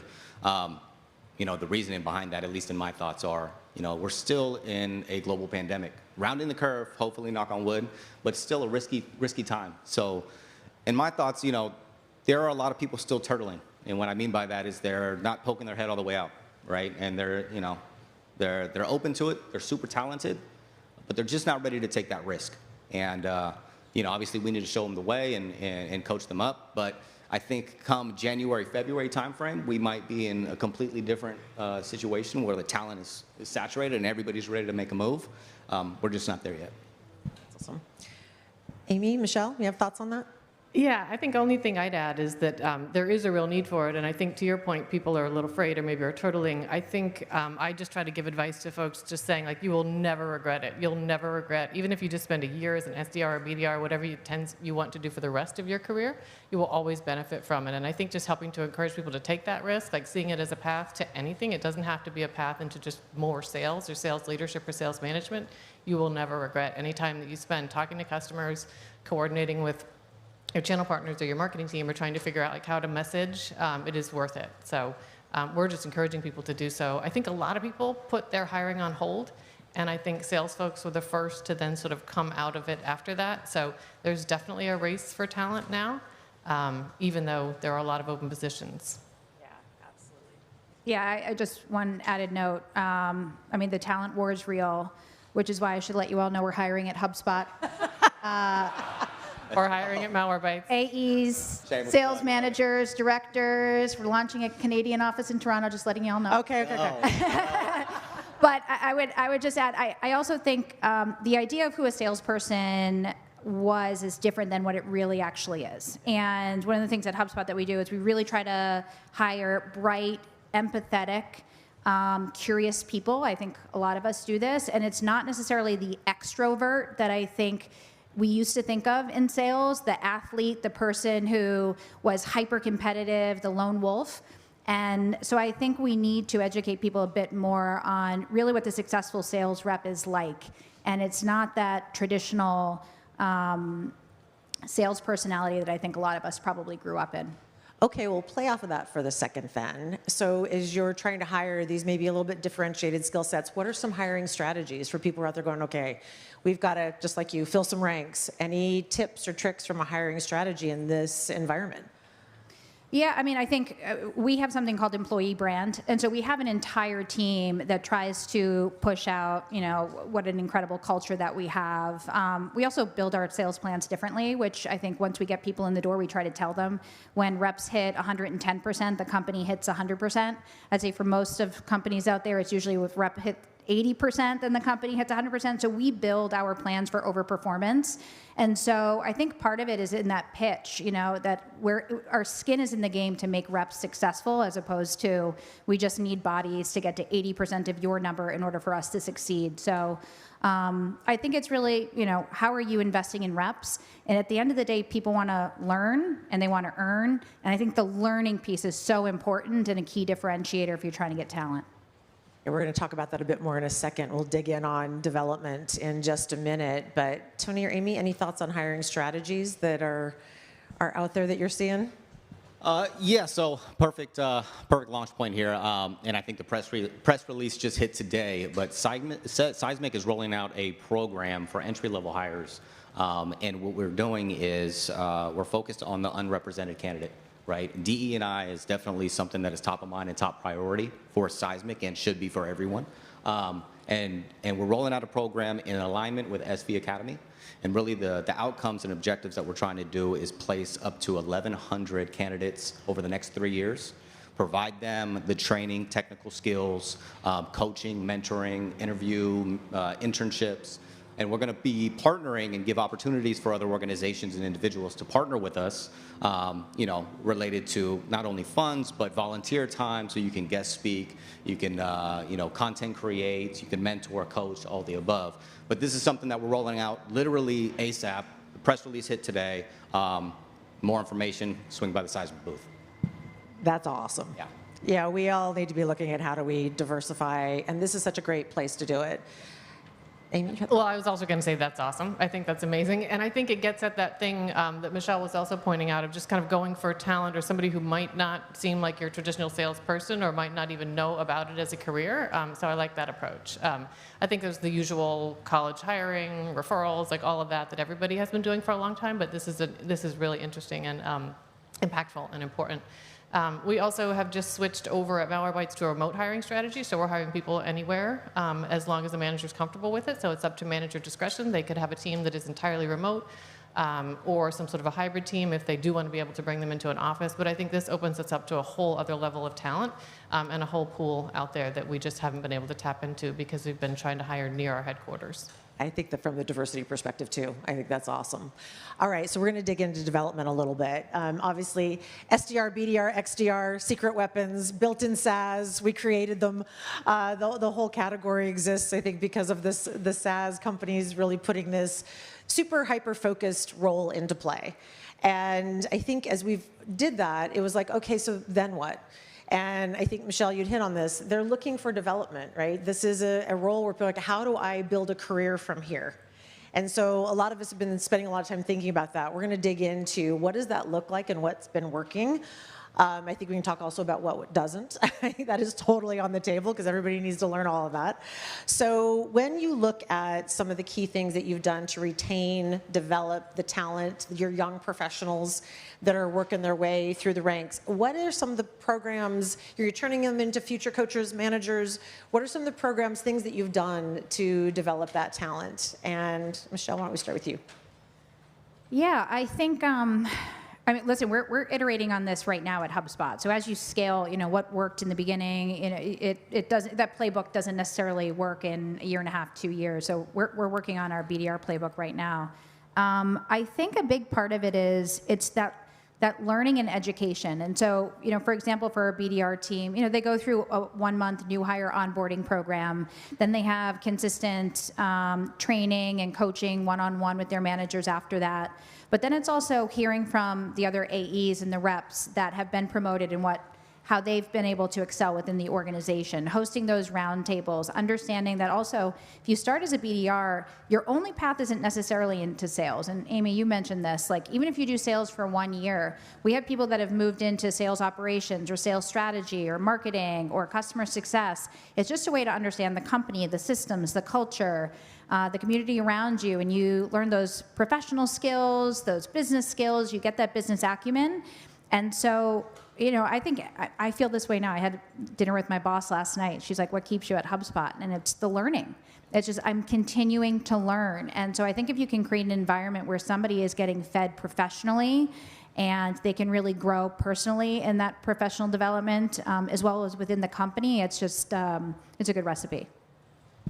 I would just echo that as well. I think being very conscious and very specific about what your program is and spelling it out and having it be something that you can explain not only to the people that you would hire, but also just internally, so that when you're asking for folks, hey, could you mentor, could you do this, could you do that for folks as they develop, that they understand what their role is also. But I kind of think it is a lot like when you think about bringing in SDRs into an organization, you're hopefully growing the talent to stay in sales, but it doesn't always happen. It often, 70-ish% of the time they do, but maybe they're just more interested in HR or in recruiting or in working in product development. In marketing, there are all kinds of paths that they could take The goal is to keep them at the company, in my mind. I think it's our job to find just raw talent and train them.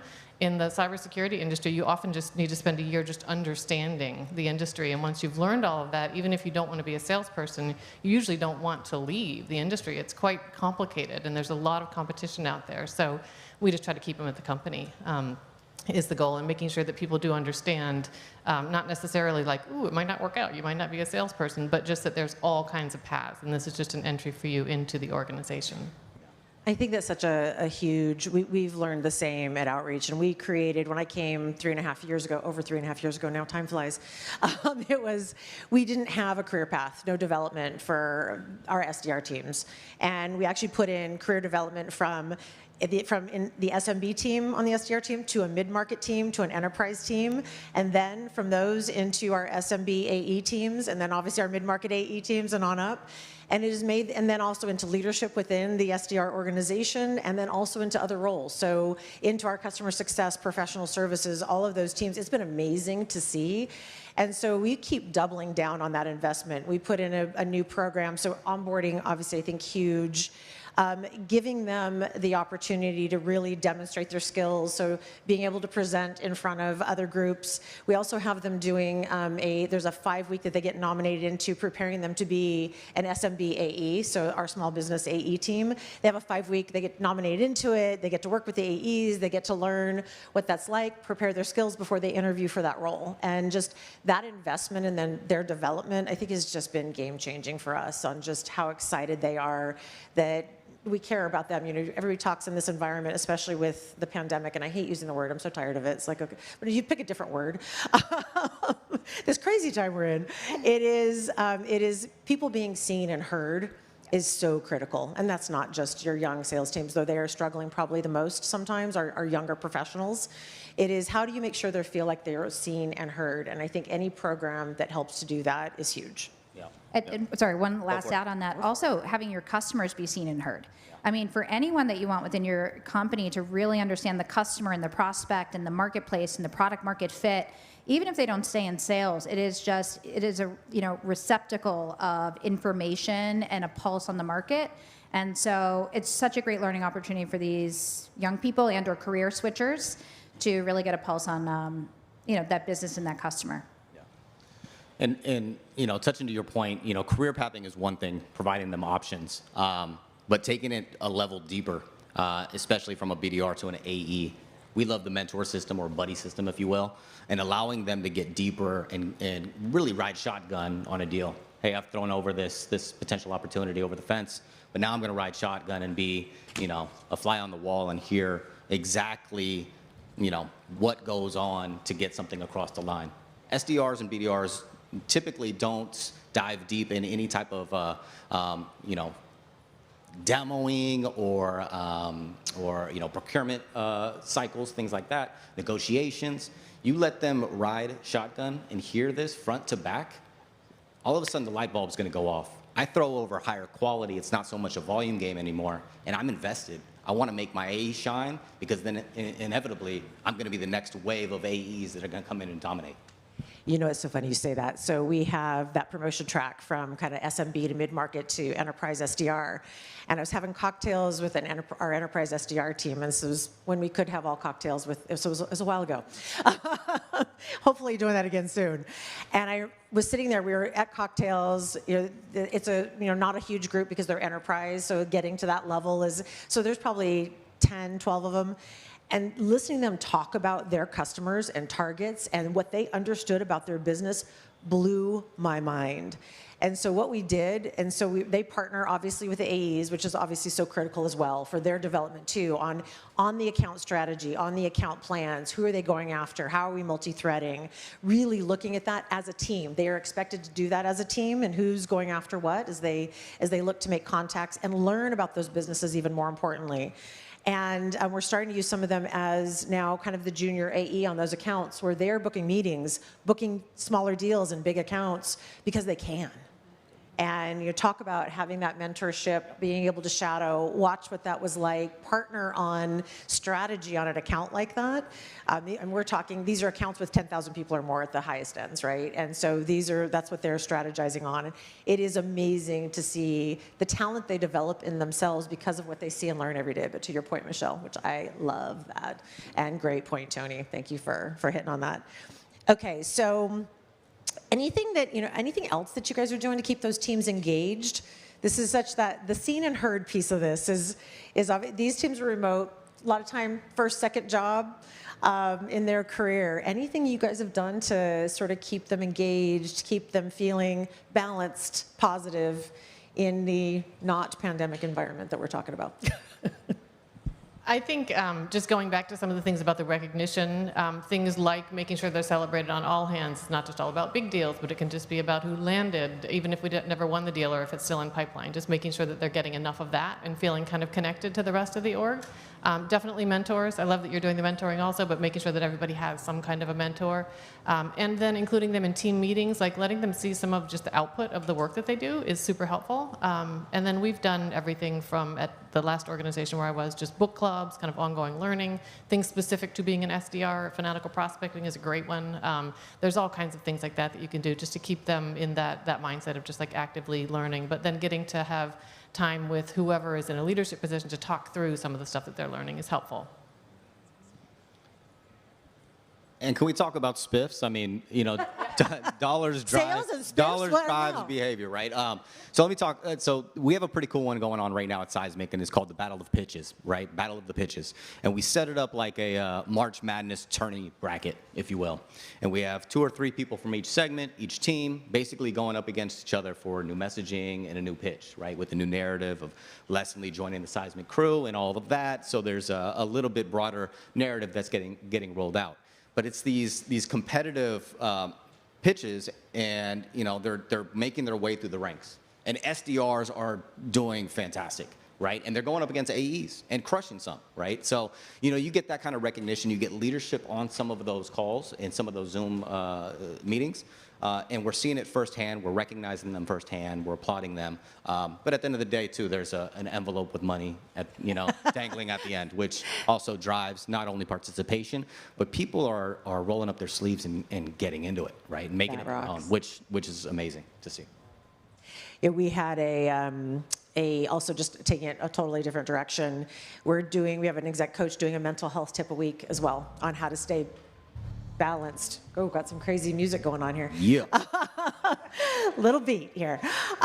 We had this mental health tip a week, like 8 weeks of somebody coming in going, here's something you do for yourself to make sure it's like how to balance your all across the board. It has been phenomenal reception, and I think, as all of us know, what worked 6 months ago doesn't work now. So you're always trying to think of how do we think of something new and different to try to put in play. And it's obviously not just our youngest team members; it's a lot of the team members across the organization. And I think that is always something I think we also need to keep front and center of how do we make sure we're investing in all sides of the person, because all sides of the person is what they're coming with every day in front of your customers. So I think that is a huge piece of that as well. Anything else? Yeah, I mean, +1 to all that. We really need like a hub of icebreakers and a hub of those, mini workshops. We do a lot of the similar things. We have like a demo like a pro, which is, a demo contest. We do Sandler sales. If you can pick up, a quid pro quo. We have all sorts of double reverse. Yeah, negative reverse. Yeah. So similar, but you got to keep it active and engaging and competitive and give them some money.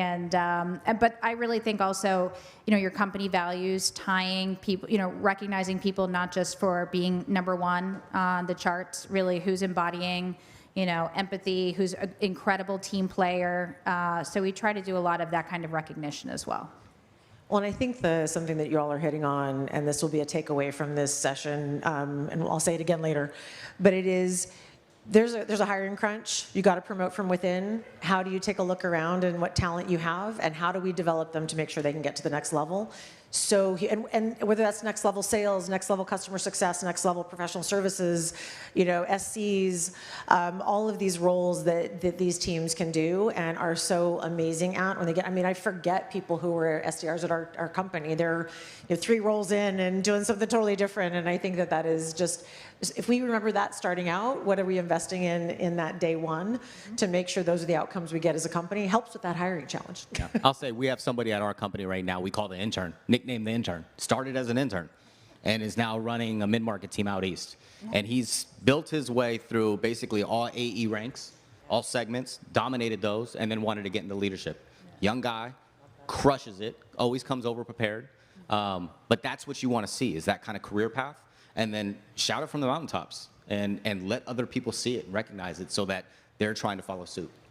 Yeah, it's funny. You said that one of our managers, he was a manager in the SDRs, but early still in his career, is now running my SMB segment across the U.S. And doing, tens of millions of dollars a year in business, and he's a vice president, and he rocks. So we also had one of our SDRs who came through the US, ended up transferring to help lead the UK, is running a UK team now for us, runs the whole SDR team in the UK for us, and is thinking about her next role too. So I think there are so many examples, and I think we just need to keep those coming if we're going to fill all those roles everybody was talking about.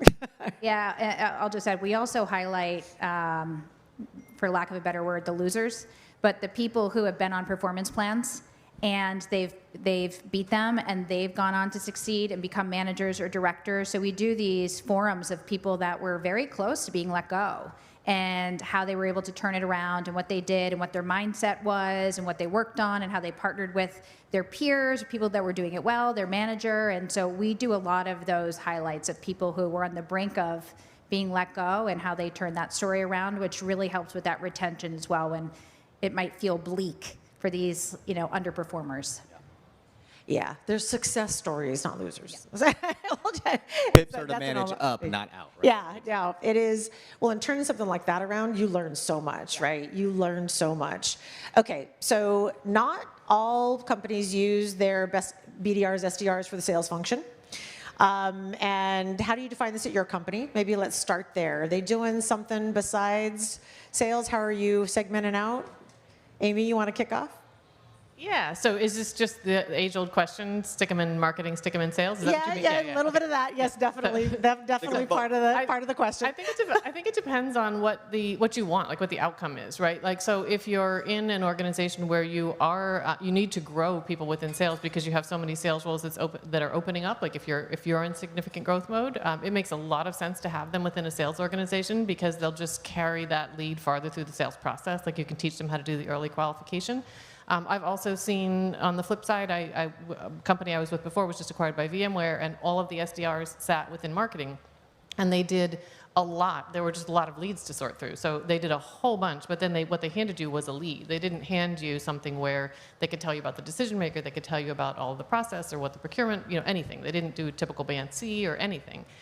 So it was just a different way to structure it. My preference, obviously, is to have it in sales, but I do 100% believe in being very aligned with marketing because your SDRs or BDRs, whatever you choose to call them, are the first kind of out loud voice to the customer, right? And you want to make sure that it's the same voice as what marketing's voice is. So I think it could go either way, depending on what you want. Do you have inbound versus outbound? I'm both right now. So, Okay. but I've had other. You're Okay. all inbound, right? So We're actually considering, so we have a BDR team for our mid-market and our corporate segments. And right now we have a proposal on the table to build out an inbound demand management team. And I mean, the great news about HubSpot is we have so much inbound demand, but how do we make our reps deal managers? And hyper-focus, because not only do they do net new business acquisition, but they're also on customer growth and expansion. So we're trying to take away lead management and deal management and customer growth and expansion. And so we're thinking about a new name, Inbound Demand Manager. Look at that. Yeah. Whole new name. So that's a whole new name.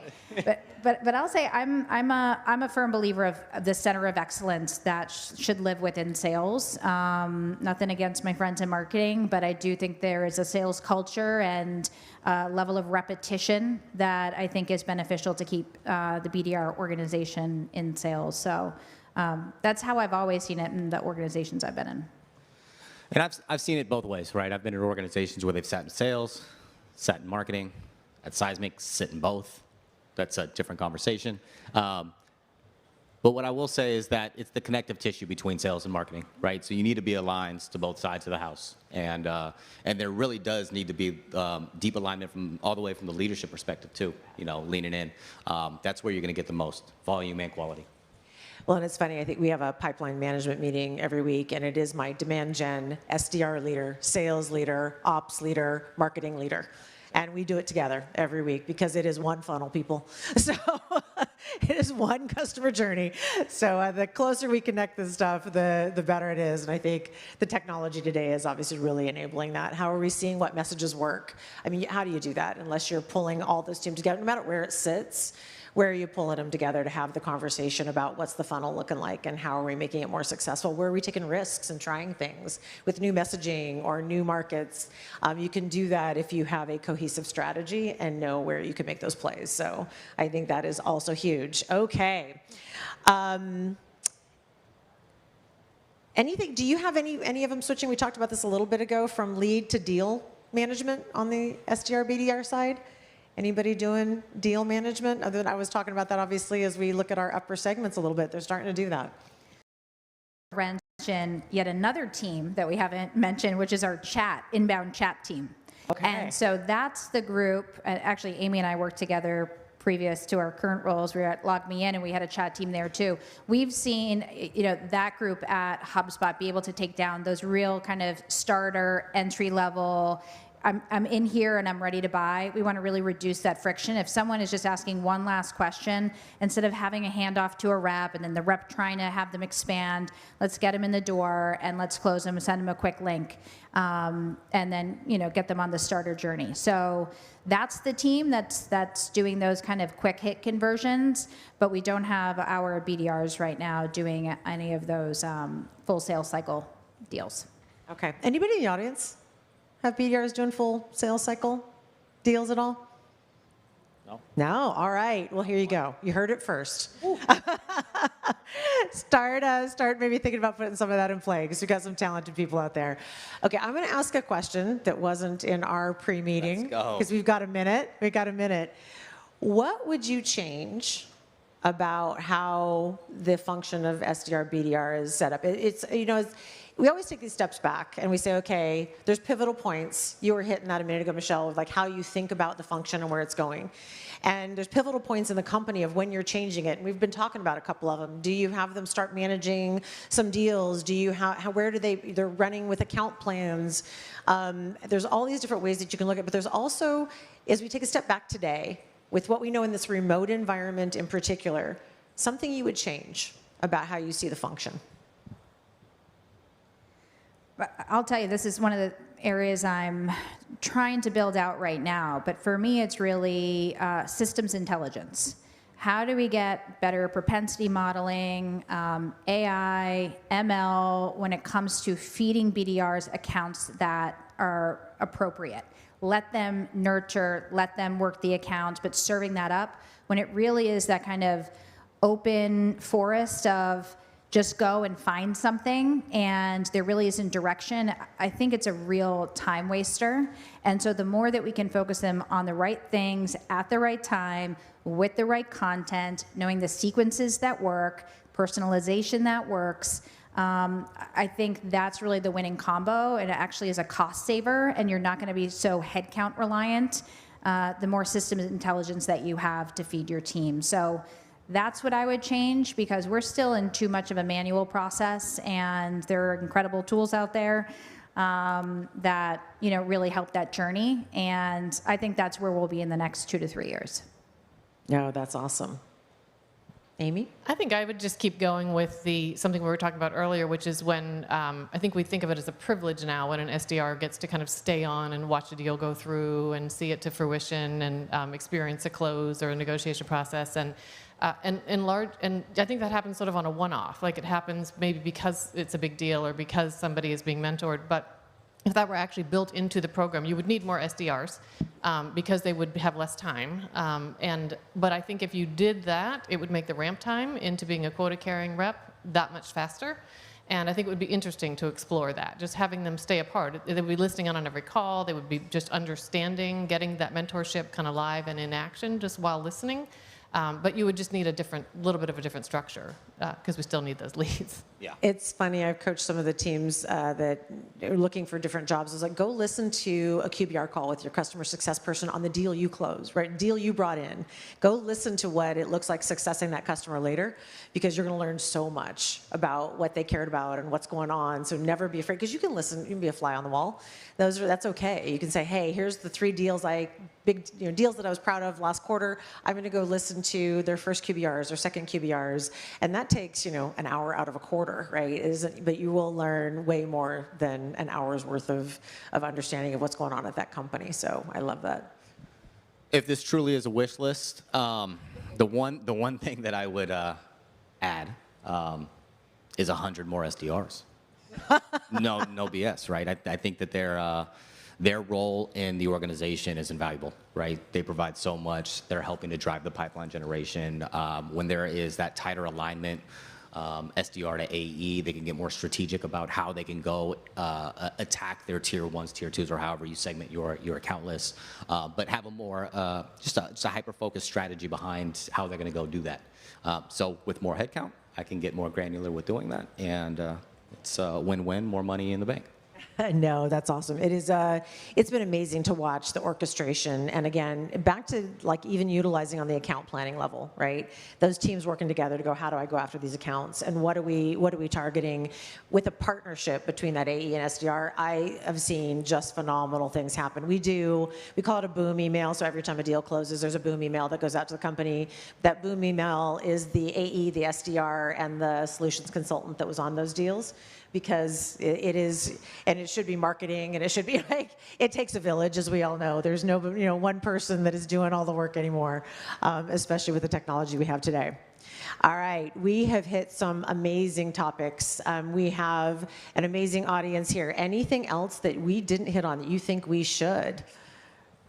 I would love to just come back to the diversity component, because I think, as any sales leader knows, especially if you have an SDR organization, if your company has a goal of changing sort of the composition of the organization, we hire so many people in sales, and we hire them in so much in that entry-level role, and they can move up so quickly through the organization that you really can move the needle. We just do so much hiring. So making sure that you have a really strong and firm strategy in place for that, you can impact the total organization's numbers, and it's very impactful.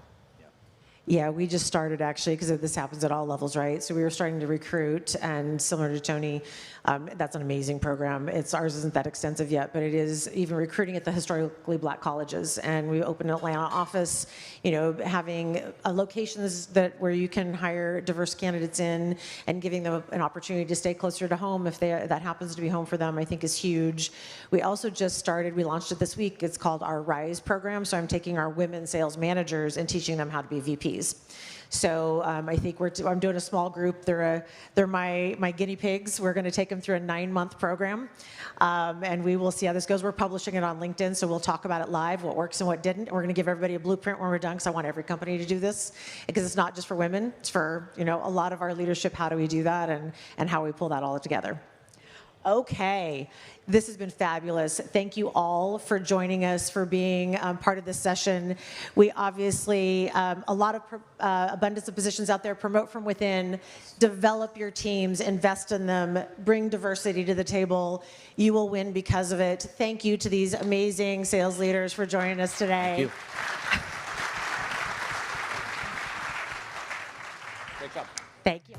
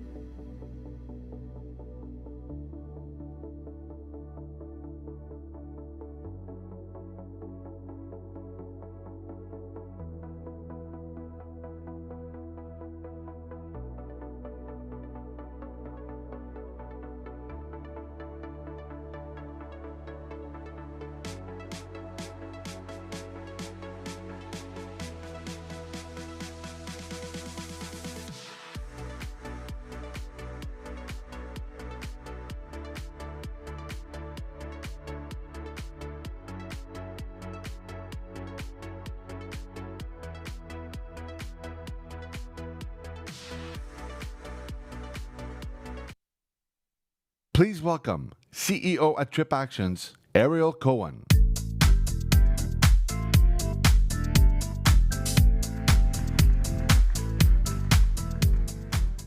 Okay, hi everybody. I'm really happy to be here face to face. I'm sure that you heard these comments from everybody, but it's fun. It's fun to be here together, and it's pretty much, what TripActions is all about. It's about bringing people together and meeting. So I'm excited to be here.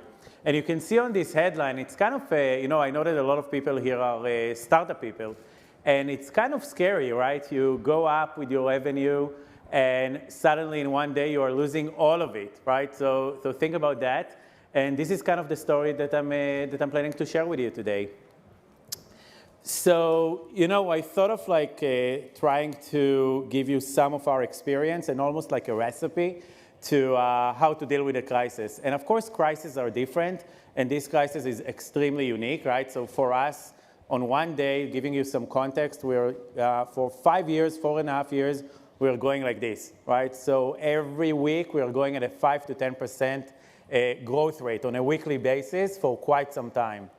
And over one night, we lost all of our revenue, all of our usage. That was March 2020. So what do you do now? And I think that there is something that is super, super important to always have, not related to crisis, but I think that it's the only way that it will help you while you are dealing with a crisis. And it's really having a well-defined vision and mission. This is super, super, super critical. And the reason that it's important, when everything goes down, you'll need to convince a lot of people to continue to being there with you. Your customers, your employees, your investors. You will really need to convince them to stick around. And without a proper vision and mission, it will be very hard to do that. Then another important thing, and I only recently realized that, is to define the crisis, right? Crises are different. This was actually our third big crisis as a company. It's by far was our biggest one, but crisis tends to be different. And to understand, hey, this is a pandemic, this is not a financial crisis, and how long will it take was super important. So, people that were part of the 2001 crisis needed to deal with the fact that they couldn't raise money.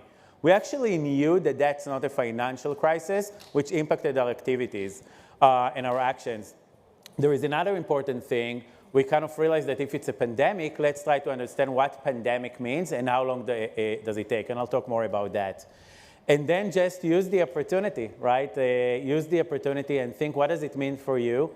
And how can you actually come out of this stronger? And that's just to give you an idea, today our revenue is 30% higher than what we had in March 2020, so just pre-COVID. And we are today growing every week at a 10% rate, okay? So you can understand how much, thank you. So you understand how much, we kind of went, nicely through that. And the last thing, don't have a plan B. I'm always like, that's something, your investors, everybody will want you to have a plan B. Don't have a plan B. It's very hard to plan for a crisis. If you could plan for a crisis, you would not have the crisis, right? So just don't have a plan B. Have an extremely strong team that can go with you through the crisis. So I've mentioned vision and leaning to the vision. So what's our vision at TripActions? So for us, it's almost the opposite of everything that was going on in COVID. It is about meeting face-to-face. It's bringing people together. And we are trying to do it in the most efficient way possible and creating really an amazing experience for everybody that are using TripActions. And something that was important for us for day one is to lean on talent, to make sure that we have the best people around to support our customers, to build our product. And that's super, super helpful when you're facing with the challenges. And eventually, we are trying to build the biggest, the strongest, the best travel platform on the planet. That's what we are trying to do. We are trying to do it globally and having all of the ingredients there, business travel, corporate payments, expense management, personal trips for our customers, and so on. So it's a massive platform play that we've been building for quite some time. So COVID. So as I was saying, we were doing this, going really, really fast. And I remember kind of end of February, beginning of March, I was actually in Seattle. I was flying there for a business trip, and an extremely important meeting there got canceled, right, because of COVID. So I was actually in the airport, never left the airport. Came from SFO, landed, realized that the meeting got canceled, turned around, and got back to San Francisco. And on that airplane, I remember that I knew we needed a completely different plan. Like all of our plans around growth, hiring, our biggest challenges up until a minute ago were completely irrelevant. We need a completely different plan, and we need to act fast. And this is before we saw the revenue going down to nothing, right? This was just hey, we are selling travel, we are a travel company, people are not going to travel, right? We need a completely different plan. So we had kind of, I would say, a crazy 2 weeks of eventually looking at this and actually looking at this graph, and this graph is real. Like this is like over less than a week, our entire revenue, our entire usage of the platform going down to zero. So it's definitely scary, right? But you definitely need to think, okay, what does it mean for you? What do you do next, right? And I was talking about defining the crisis. And the first thing that we did was actually to lean into the immediate mission. So we had customers, we had users. We started to play with what if. So what if all of travel is getting canceled? Again, that's before it was happening. So what if you will not be able to get back home? Like our customers will not be able to get home. What happens then? What if everybody will need to work from home, right? So everybody needs to work from home. It means that our global call center needs to be mobilized to work from home. But what if it happens on the same time? So at the same time, we need to mobilize our entire call center. You're talking about hundreds of people globally. And then they need to support a lot of travelers that will need to get back home. And I remember that Wednesday, up until today, remember the day when the US announced that they are shutting down the borders and there were 2 days to get back home, right? So you had companies, customers, users calling you frantically, basically telling you, I need to get back home. So you can see this tweet, that's from back then. And this is at the end of this week. I remember that the entire team was exhausted, like basically after bringing everybody back home. But it was also a proud moment, right? It was a moment that we knew that we took care of our customers. And I think at that point, there was, okay, so what's now? Okay, we kind of stabilized it a little bit, so what's now? And you cannot have this magical thinking. All of you were in there in COVID, and everybody experienced it differently. But I know that a lot of people thought, maybe in June, the summer is coming, and maybe in June, everything will be great. People will get back to travel. And of course, if that was our thinking, our entire execution, our entire behavior would be different, right? So it was really important not to have this magical thinking, everything will be okay in 3 months, and kind of look back into history. And when you look at pandemics, right, and you seek for advice, you ask experts, it usually lasts for at least 2 years, and it usually have 3 waves. So we actually knew that even if in June, July, we'll see the cases going down and people coming back to travel a little bit, we actually knew that it doesn't mean anything, from our execution perspective. And that was super important because thinking about it as a 2-year thing impacted our entire thinking about innovation, raising more money. We raised more money in May 2020. How many people do we want to employ? How do we go to market and so on? So leaning into the mission, so the first question that we ask if we can innovate, what our customers need from us.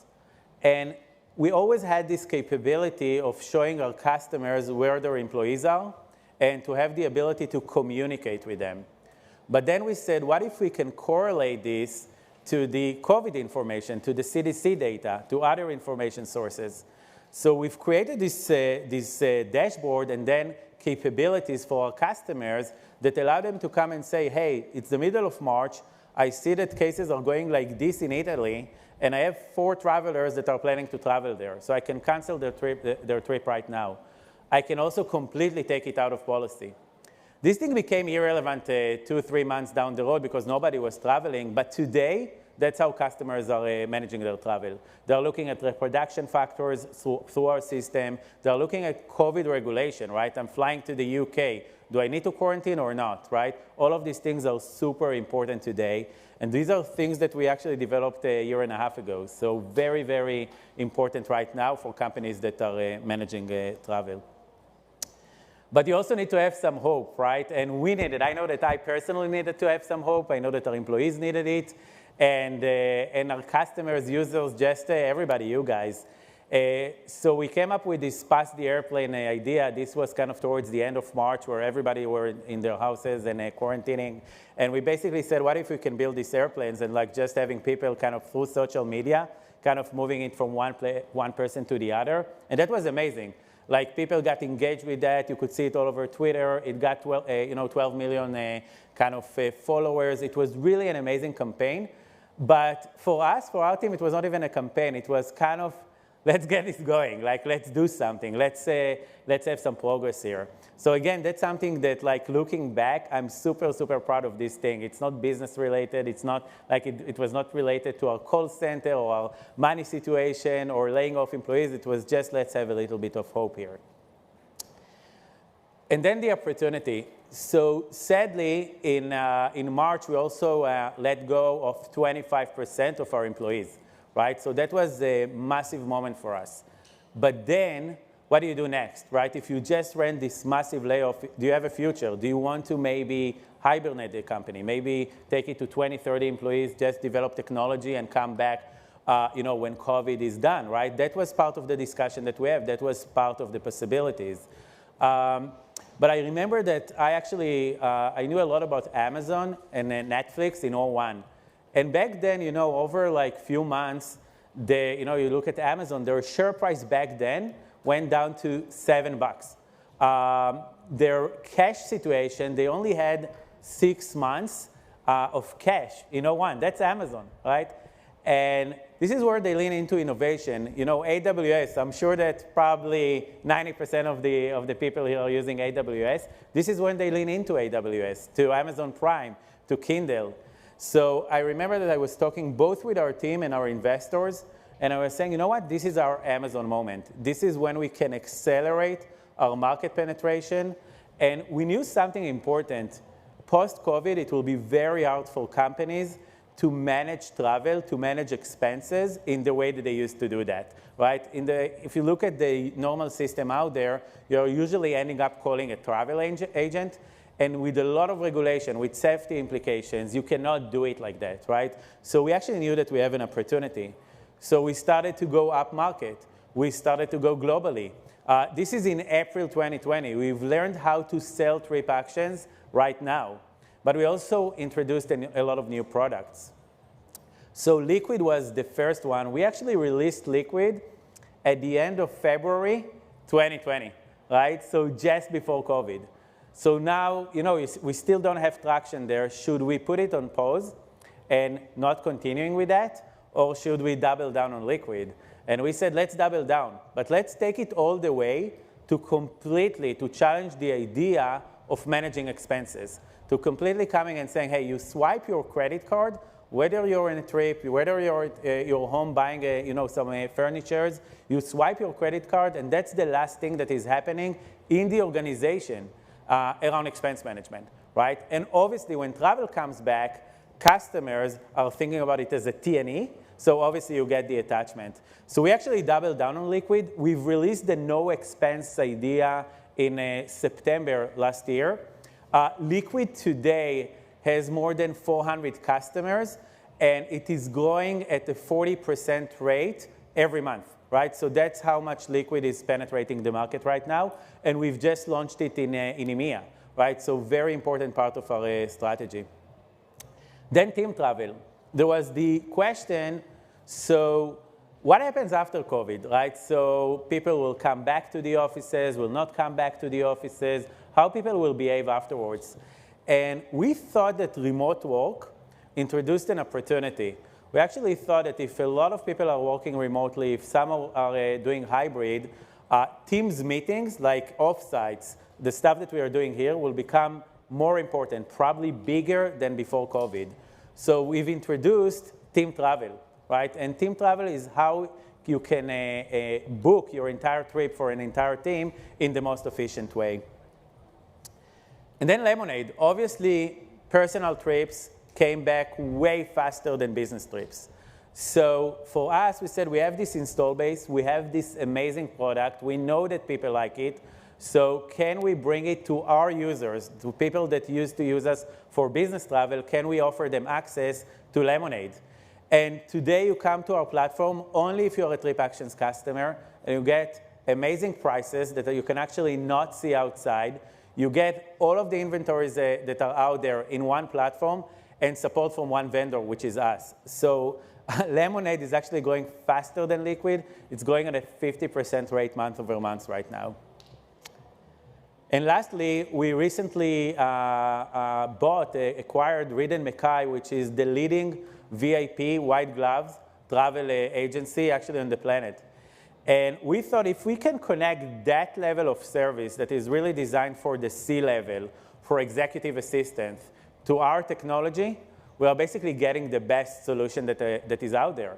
So for C-levels that are using us, they see slightly different UI. It's very high-endy, different price point. But on one side, they're using TripActions, the technology, the booking tool, all of the back office. On the other side, they're getting agents, travel agents, that know how to service you in kind of a white gloves way. So this was a massive acquisition for us. We paid $260 million for it, and we did it as COVID was going, right? So think about like how much we believed the travel will come back. And let's see how our belief is going. So this is actually from a week ago. And you can see that from a travel usage perspective, and this is without Reed & Mackay, we are pretty much in the same numbers that we were in March or February 2020. So we basically got back to the same place. We are making more money today because all of the things that I've mentioned earlier, so that's why our revenue is way higher. But even these numbers, yesterday was our best day in terms of bookings, credit cards, revenue in the history of the company. That was yesterday, and usually Mondays are very strong, so that definitely requires this.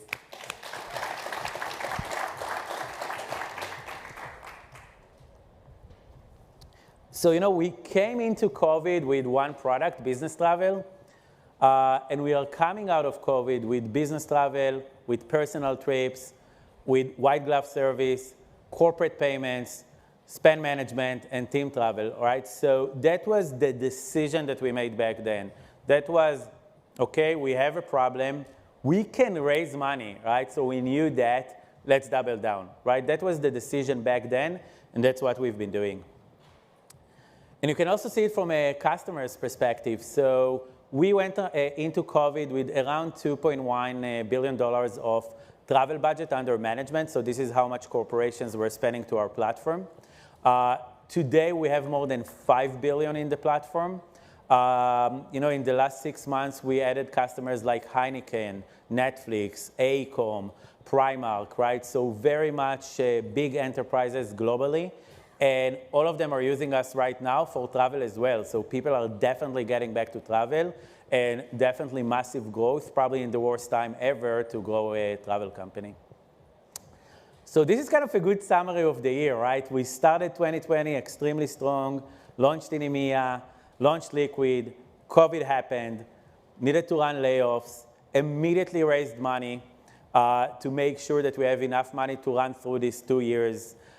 Went through this entire process, ending 2020, with doing an up round, getting to $5 billion valuation at the year of COVID. And that kind of tells you that when people are getting actually into the data, into the numbers, this thing makes a lot of sense for them. So when we are saying, hey, we are 30% stronger than where we are, this is not the business travel industry. This is us growing, taking share, and now we are way stronger than when we were at the beginning of the year.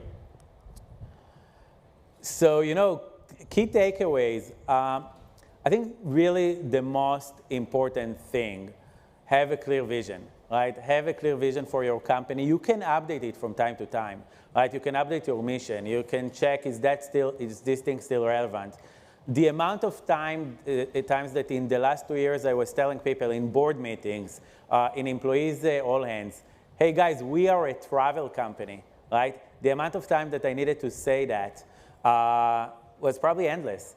And this was important, right? This is what kept everybody going with the same mission, not trying to imagine, maybe we've done maybe with Liquid, it was a pivot. It was not a pivot. This was our second product relevant for T&E, right? And having one clear vision really makes sure that nobody is starting to imagine, maybe we're going there, maybe we'll go there, and so on. Define the crisis. More than defining the crisis, act quickly. We were probably the first Silicon Valley company and one of the first ones in the US to run layoffs. And of course, back then, everybody on the press were after us, right? But you need to do your thing, right? You need to manage your company, your business, your vision, right? So definitely define your own thing, believe in it, and just do it. Again, leaning into the mission, once you're doing stuff like that, you really need to, again, convince everybody, and then finding the opportunities. Of course, it's a cliche. Everybody are mentioning it, but like using the crisis and really finding the opportunities there is super, super important. And the last thing that I will say in this context, I'm sure that all of you, right, like I'm talking about the COVID crisis, right, and so why would you care? But at least in the 6 years of TripActions, as I said earlier, we had 3 crises, right? So I think that companies, startups will always have a crisis, right? And of course, these crises will be different. But I actually think that the same ingredients are there if you want to run through this successfully. So I would say that's kind of my, maybe my takeaway. I hope that like sharing it with you was helpful. And thank you for coming and listening to me.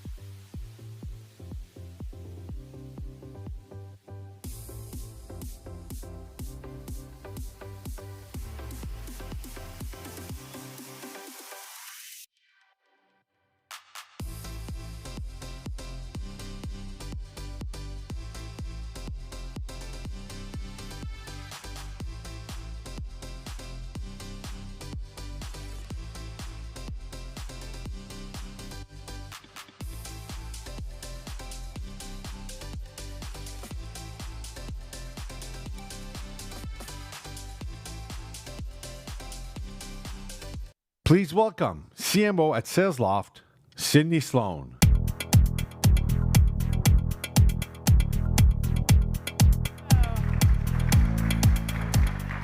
Welcome, welcome. I see a lot of friends in the audience. Thank you for being here. We're going to geek out for the next 20 minutes talking about revenue technology. What is revenue technology? Well, it's a thing. It's kind of a thing that's happening right now that we're talking about in marketing circles and sales circles, and it's really this convergence of thinking about your technology stack as an integrated stack, not a marketing stack, a sales stack, a CS stack, customer success stack. But how do you bring those together in a way that makes sense to deliver the best possible experience for your customers? So we're going to have fun talking about tech and a couple other things. So my name's Sydney Sloan. I'm the CMO at SalesLoft. I've been there for the last 3.5 years. It's been quite a ride. 15 million to, well, we passed 100 million. So for all those folks out there, we got our unicorn status. It's awesome. I learned a lot along the way, so I hope to share some of those lessons with you. The last thing is this is the first time I've actually presented this particular deck. So if you're in the audience or online, let me know what you like. Ask questions, since I can't take questions from the audience. I posted the slides on my LinkedIn profile, so at Sid Sloan, if you go there, you can download the slides directly from my profile. So let's make it a conversation that doesn't end just in this 20 minutes. So first and foremost, when we think about revenue technology, or how at your stage, what problem are you trying to solve? At the end of the day, we've talked a lot about sellers and buyers. I was at a session yesterday where we were talking about PLG, and boy, wouldn't it be great to build that perfect product that just sells itself? But how many sellers are in the room, or people that have salespeople on their teams? Okay. There are 10 million salespeople in the technology industry alone. So selling as a thing is not going away, but it is changing. And that is that it's not about the sell. It's about the relationship. And it's about connecting buyers and sellers together to solve problems, not to sell. To build long-standing relationships. In SaaS, it's about the relationship that you have over time. Your second, third, fourth deal is probably going to be bigger than the first deal. So which one is the sell? So think differently about how you're building your systems to support your sales teams, your relationship teams, for that long-term experience with your customer. So before we get into the geeky stuff, we're actually talking about which tech, because everybody likes a good, show me your tech stack. I'm going to go through some guiding principles, and I'm going to start with a story. My father, Sam Sloan, great man, was an architect. 5 years in college to get your architecture degree. Really hard things, tests you have to pass. And he was out and he was building these great buildings, designing the rest stop system for the state of Nebraska and Wyoming. If you've ever driven through there, hey, Sam Sloan, thanks a lot for that rest stop. But what was really interesting is he went on to get his master's degree in psychology. So he was really an architectural psychologist. And you think, huh? For developers out there, you might flip a switch and be like, well, what he was really doing was he was first evaluating the needs of the people and then designing the buildings that would best facilitate how they would work. And different kinds of people want to work different ways. So why not take that same analogy for how we think about designing our revenue technology stacks? What is it that people need first?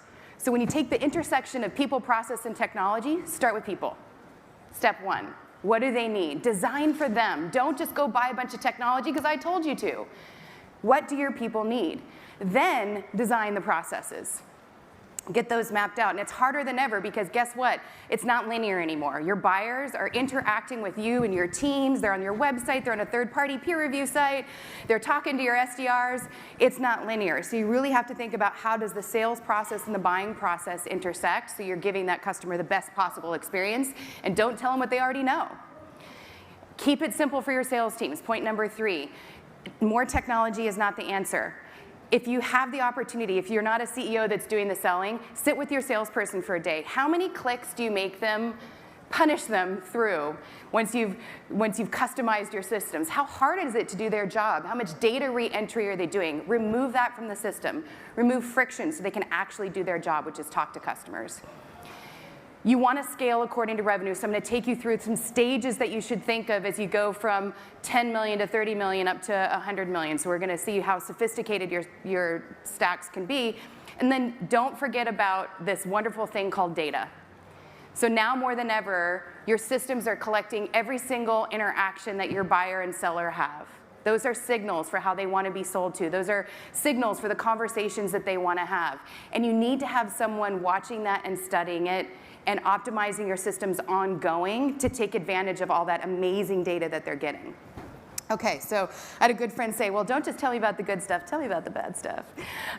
So yeah, there's lots of mistakes. Nobody's perfect. We're, hopefully fail fast in this world, test often. So there's a lot of debate going on right now. Is like, well, do we keep our sales ops, our marketing ops, or do we create a revenue operations team? And if so, where should it sit? I've seen both, and I don't think there's a right answer. But my favorite answer so far is who's most passionate about it and has the most skills to be able to lead the team. Because having a single vision, an integrated data strategy, and a team that's coordinated against the same projects is going to get you advanced versus 3 different teams building their own technology fiefdoms and not caring about what the next handoff is, which creates a lot of friction in the system and an undesirable experience for your customers. So at least create a revenue operations governance if you're not going to go ahead and have a full revenue operations team. And that's bringing your sales, marketing, and CS ops teams and your technology strategy under one. Again, if you're a developer, this should also click for you. Do you have 3 different products? Maybe an architect that oversees all those products, that thinks about integrations. Same kind of concept here. Shadow IT versus tech strategy. Have any of you added up how much you're paying in those little apps lately? I know I have Google Cloud, I have Netflix, I've got, I don't know, $3.99 for the New York Times. My son has all of a sudden, my apps bill, AKA Shadow IT, is more than my internet bill. So really have to keep an eye on letting people buy whatever they want. And so my advice here, hard lesson learned, because if you go out and start to evaluate, okay, what is out there, you might find you have 5 systems that do the same thing. So if you can put in early a process for when people are acquiring technology that it just, at least you know what's in there and who's responsible for it and how much you're paying for it. And then again, the same thing, administration over automation. Don't over customize, especially out of the gate. I've seen way too many companies come in where they've customized for their unique situations and have created a CRM that is unmanageable and unusable, and then they just basically have to hit a reset button at 60 or 75 million because they haven't managed it from day one. So be thoughtful about how you administer it. All right, so let's get into the fun stuff. What is the right tech for each of the stages of growth? So we're going to start with level 1. Up to $1 million, you're out there as CEOs just trying to get your first customers. I know somebody's at 500,000 right now going for their first $1 million out in the audience, and it's like, you don't even need to worry about your tech stack yet. You just need to worry about getting those first customers on board. But once you get to $1 million, you might want to start thinking about, okay, what is it that I need? And so on the bottom, we've got kind of the buyer journey that's down below. And at this point, you are going to need something to manage all of your transactions, your system of record, a CRM, and be that Salesforce or a Hubspot or another technology that's out there. Those are the 2 most common we see for early stage. And you're going to need some kind of data set to manage against. So ZoomInfo has pretty much bought everybody by now, and I'm not sure if there's other ones out there, but also LinkedIn Sales Navigator is another really good data to get your sales data. So when you're building your CRM, you've got a proper structure around your accounts, contacts in those accounts, and try to keep that as clean as you possibly can. So that's your foundation. I'm not going to talk about that again, but it's going to maintain on all the slides, because you got to start somewhere. The next area is going to be how your sellers are engaging and communicating with your customers. So this is the sales engagement. This has now become a must-have. Topo did a study. Gartner's done a study. It's on everybody's must-have list. And so this is where you're going to coordinate all your communications for prospecting, managing through the buying cycle. It does the work, the administrative work that your sellers don't want to do, and it keeps them organized. So this is where you're going to schedule your meetings, do all your conversations, record all the interactions that they're having. And then as a marketer, if you're like, well, my first marketing hire, who should that be? I usually recommend product marketing as your first marketing hire because they can understand the strategy, they can help you build your positioning, they understand market segmentation, and they may want to, if they're a great writer, then you have found the unicorn product marketer, but they can also manage other people because at this point in your early stage, you're going to want to start creating a content strategy. So this is the marketing side of the house where we're going to put your unique thought leadership content out there. You want to have a blog. If you want a lot of people to read it, you can put it on Medium or you can put it on your website. You're going to need a destination for people to go to, so make sure you've invested in a website infrastructure. And start your social actions going, like get your people out there and interacting on social channels and be able to take that message from your blog and push it out into the places where your prospects are living. So if you're selling to engineering people, be in their communities. If you're selling to sellers, be in LinkedIn. If you're selling to marketers, be in LinkedIn and other social channels. So if you're just starting, this is what I would recommend, and I recommend it all the time to startups I advise. The point here is that you want to keep it easy to be flexible and test-oriented. Be testing those messages. What you're putting out in your blog, if it's resonating, then that becomes the cadence structure that you're setting for your outbound prospecting. Right? So they all tie together as you're trying to formulate what is that value proposition, what's the conversation I'm going to have, and how do I enable my sellers to be consistent in the way that they're delivering it. When you do that, make sure you're getting them not to send the same message to everybody. Take the time to personalize. So we have 5,000 customers that run on the SalesLoft platform, and they're sending millions of interactions every single day. And we know if somebody actually takes the time to personalize their emails and their phone calls, that they're increasing their connection rates by up to 300%. So don't be vanilla. Otherwise, I would have told you to buy marketing automation. Marketing automation sends the same message to everybody by email. Nobody wants that anymore. All right, make that point clear? I think so. Okay, so now we're going to scale up to level 2. Congratulations, you've passed the $10 million mark. You're figuring out your product market fit. You know who you're selling to. You've got multiple customers, and you want to sell to more people like them. So now it's about how do I start to scale my sales team and my marketing team in conjunction with each other. This time we're going to add and talk about marketing first, some of the channels. You're going to want to get a little bit more sophisticated in the way that you're communicating to your customers. So be that video on your website or video snippets that you're including in your cadences. By the way, communicating a follow-up from a sales call with a video is so baller. If you take a recording of the meeting you just had, condense it down, include it in the email follow-up as these are the correct steps, I guarantee you that message is going to get shared with all the people that didn't show up to the meeting. You've just taken that one meeting and you've pushed it into your buyer's committee in a much more efficient way. And I would say that millennials are pretty savvy at being able to record a follow-up. Hey, thank you for that call. Let me tell you it instead of just an email. Like, make it more personal. Personalization matters at every stage of the communication, especially when we're not seeing each other face-to-face anymore. You have to think about using these new channels. You'll be cranking up your SEO and PPC, so you start to build in some of that organic traffic, so you also get an inbound as well as an outbound flow. Start doing events where your people are going. Thank God for SaaStr. We're in person. Let's do more of these. And then you're going to want, woohoo! And then you're going to want to start looking at, for my top prospects, how do I break through to them? So gifting platforms are a great way to get someone to show up for the meeting if you send them a coffee card. Get them to take your call if you're super thoughtful about a personalized gift that you send to them. I love cameos. Cameos are like when you can't crack that nut of that person that you're trying to get to, and then you find out who their favorite person is and that person sends a cameo recording, you'd be shocked. It actually does work, okay? So start to get creative with your teams about how they're trying to break through and get a response. That's what they're trying to do. At the same time, you're trying to scale your sales team. So this is where you want to start bringing in facilities for coaching. How do I curate the best practices from my conversation recordings and calls and share those with others? I love this. The other day we were talking to the folks at Corporate Vision, and she was talking about moving from just-in-case enablement to just-in-time enablement.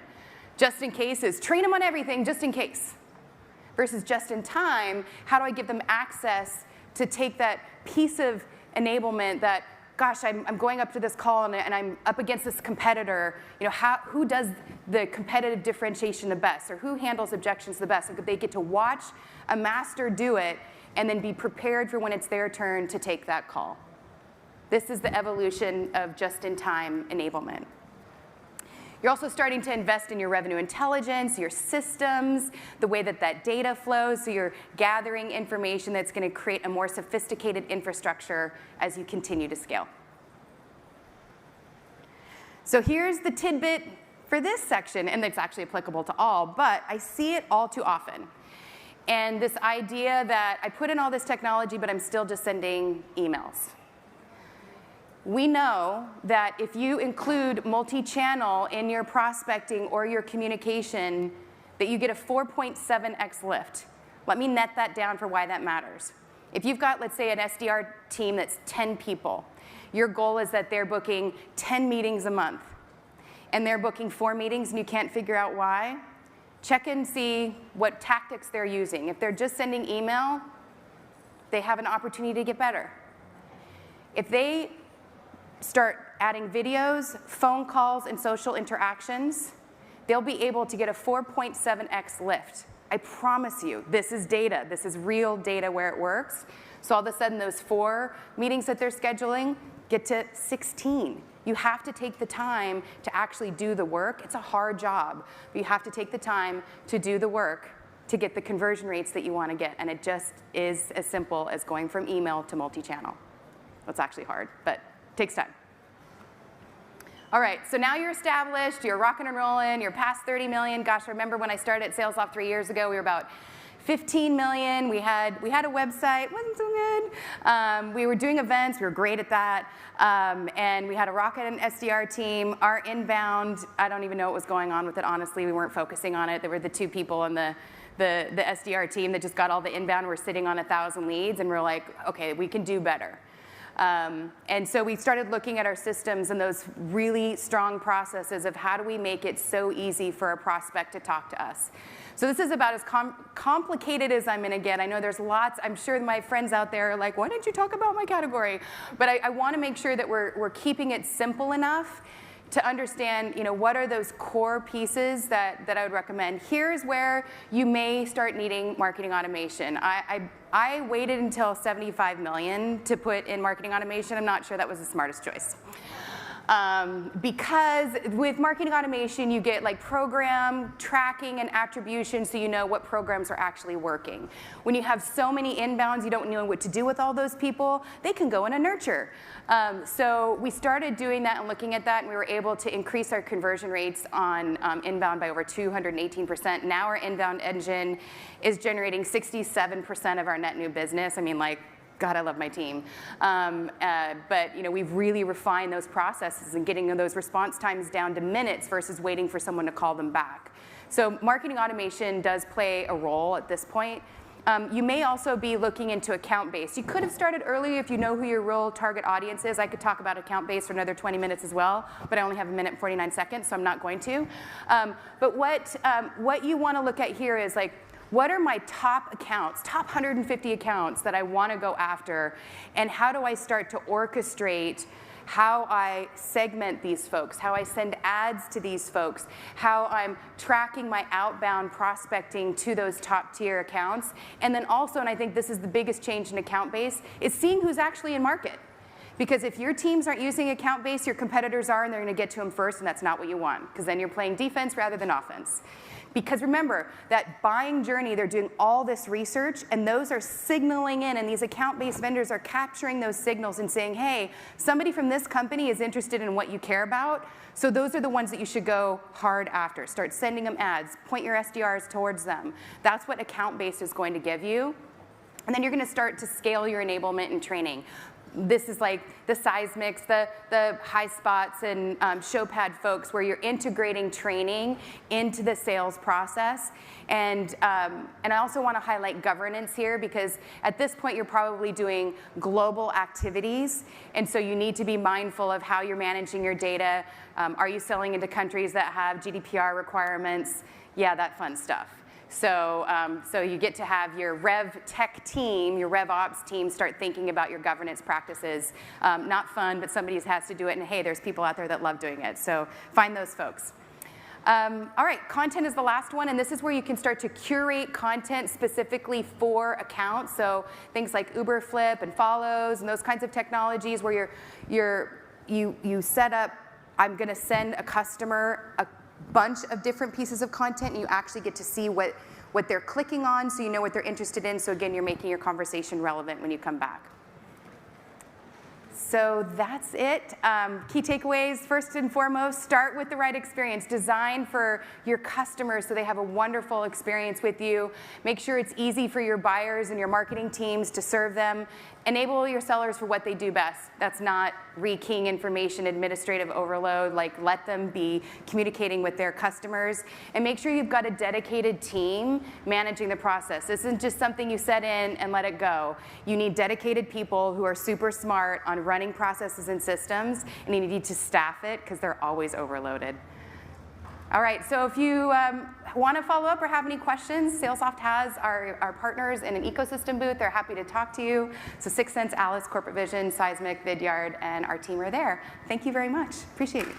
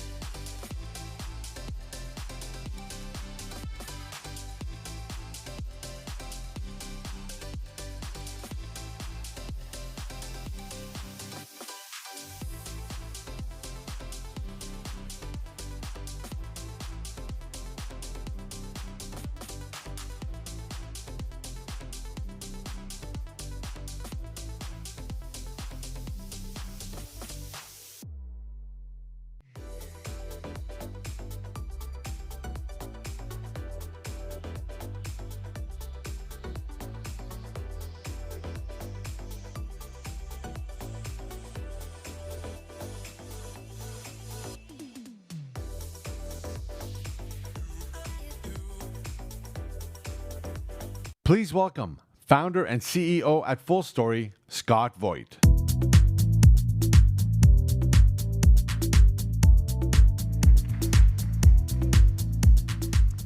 Hi, everybody. Welcome. Good afternoon. Hey, you guys are at the Coachella of SaaS. I've been saying that all day. Coachella of SaaS. This is like the DJ tent. My hype person couldn't make it today. Okay, let's start.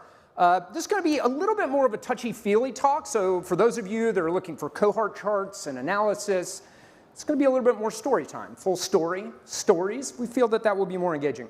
Let me start with some disclaimers. At FullStory, we have a phrase that we say often, which is honor the inner skeptic.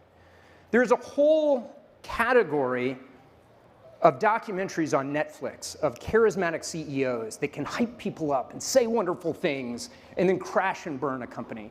I am neither charismatic, but I'm also super skeptical, and so you should discount everything I say. You should also note that I've been lucky in many ways, and I've seen categories emerge 4 times now. I've been at startups as they have emerged through a category. And so what I am going to prattle on about today are my experiences as I have gone through that journey, and most recently, FullStory's journey, as we've kind of figured some things out. But there were mistakes along the way, and so I'm gonna bare my soul on some of those mistakes. Lastly, the world is nuanced, and this is a 20-minute talk. It is now an 18-minute talk. And so there are going to be things that I say that the inner skeptic in you is going to say, that's stupid and not right, and you're probably right. It's just based on my experiences. Okay, here we go. So this is all you need to know. That's it. That's the formula for creating a rocket ship SaaS company. Thank you very much. All right, let me unpack that a little bit. So these are oversimplifying 3 variables that I think, as I've meandered through things, have really influenced me. And I'm going to go through each one of these variables. Now, understand that each one of these has a coefficient associated with it. Let's say it's 0 to 10. So if you've got 10I and 10G and 1C, you can still have a wonderful company, but the goal is to optimize the coefficient for each one of these things. Let's start with I. What does I stand for? Well, I'm going to cheat. It stands for 2 things, but I'm going to kick it off by letting I stand for idea. Like, what's your idea? Story time. You see that guy with a lot of hair over there, the one way over there? Yeah, that's me. I look like a smiling SDR. Those are the eventual 3 founders of FullStory, Joel, Bruce, and myself. And that picture was taken in 2005, the day that we sold our little 3-person company to Google. We got remarkably lucky. We had Larry Page in an office in Atlanta, Georgia, and we sold our hearts out on like, this is our product, and this is why it's awesome, and this is Atlanta, and this is why Atlanta is a great town to build a software company. And they bought it. And then Bruce and Joel went on to build out Google's engineering presence in Atlanta. I went off to another SaaS company and fought in the email wars for about 6 years. But the entire time, we were plotting as a team to return and start a company because we didn't feel like we got to work together long enough. Fast forward. This is a brilliant team of 7 people. Notice I am not in the picture. But I took it. But they're the brilliant ones. So anyway, we got the band back together. And Google ended up sort of closing that engineering office. So we hired out of our pocket as many smart colleagues as we could. And here we sat, 7 really brilliant people. And for a year and a half, we fooled ourselves chasing a bad idea. We didn't know it was a bad idea. Side note, that picture is taken in the room that MailChimp was founded in. Ben took pity upon us and he gave us some free office space, hoping we would go out of business because he saw how bad the idea was and he wanted to hire us if it had, well, they wanted to hire the smart engineers, not me, if it all worked out. So we built this product called Homebase. And Homebase, I'm not going to get into the details of it, but it was a beautiful piece of software. It was sort of like if Slack and Basecamp and a piece of marketing software had a baby, that was Homebase. Agile marketing. It was going to change the world. And we went out and we tried to raise money on it, and we were not very successful at that. And somewhere along the way, a very good venture capitalist said, you know what, you need to go meet with one of our operating partners who's based in Georgia. He's a twice over public company SaaS CEO. He gets it. We're like, great, is he in Buckhead? Is he in downtown? I was like, no, he's out in Madison, Georgia. I'm like, where's Madison? So we got in the car and we drove out and we met with, on a fateful day, what we call the cowboy. And this guy was on this huge farm, and there were horses and cows. And he was wearing a big belt buckle, and he had a mustache. And we did our pitch, and we showed him the product. And he looked at us, and he was like, guys, that's really cool. I see what you're trying to do here. And then he said the phrase that echoed, it's cool, but what's the invention? And here's where I turn I from idea to invention. What he was nicely saying is, you recreated a nice spreadsheet. And it needs to have something that is unique, that you are well positioned to solve, that nobody else is well positioned to solve, and that you can grow with. And it really is killing pain. And we weren't doing that. And so we went back and we soul searched for a long time and asked ourselves, what are we well positioned to solve and what matters to us? And for us, it was always digital experience. That was what our first product was doing. Like, we used the web and we used apps, and too often they just didn't matter. And when we looked at Homebase, which we had launched, we were always trying to understand how were our users engaging in that application, and the answers weren't very good. And we did what every other company did, which is instrument the hell out of your app to get a few tiles in the mosaic, and it just wasn't enough. We believed the answer was in the data, and if we had all the data, we could unlock the answers.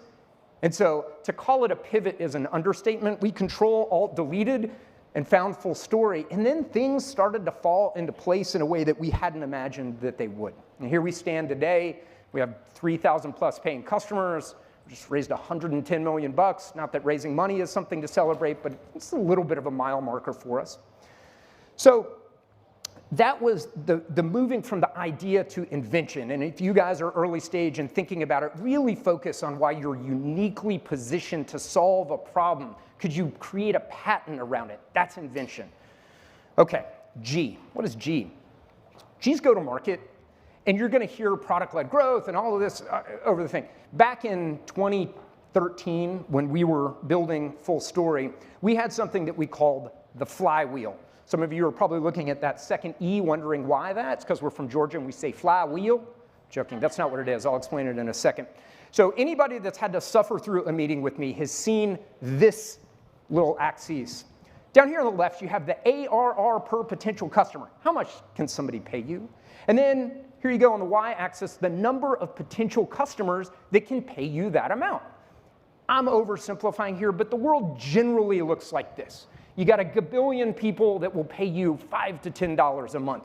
And you've got but a few enterprise customers that can pay you $1 million a year. And when you start your company, that choice, where you want to start on that continuum, is crucial, because the cascading propagatory effects of that will impact you for years down the road. For us, we were this team of product people, and what we really cared about was building something that people would like and that they could try on their own and they could buy on their own. And so when we launched FullStory back in 2015, our goal was not to be super VSB, nor was it to be free. We needed to validate product market fit, and so we asked for money out of the gate. We actually sold FullStory on a PowerPoint presentation 3 or 4 times before we actually built it, because we had learned our lesson with Homebase not to do that. So the goal here is to get people liking your customer, or liking your product. And if they like it, well, then they'll start to tell their friends. And over time, those people will start to change jobs, and they will bring FullStory with them from job to job.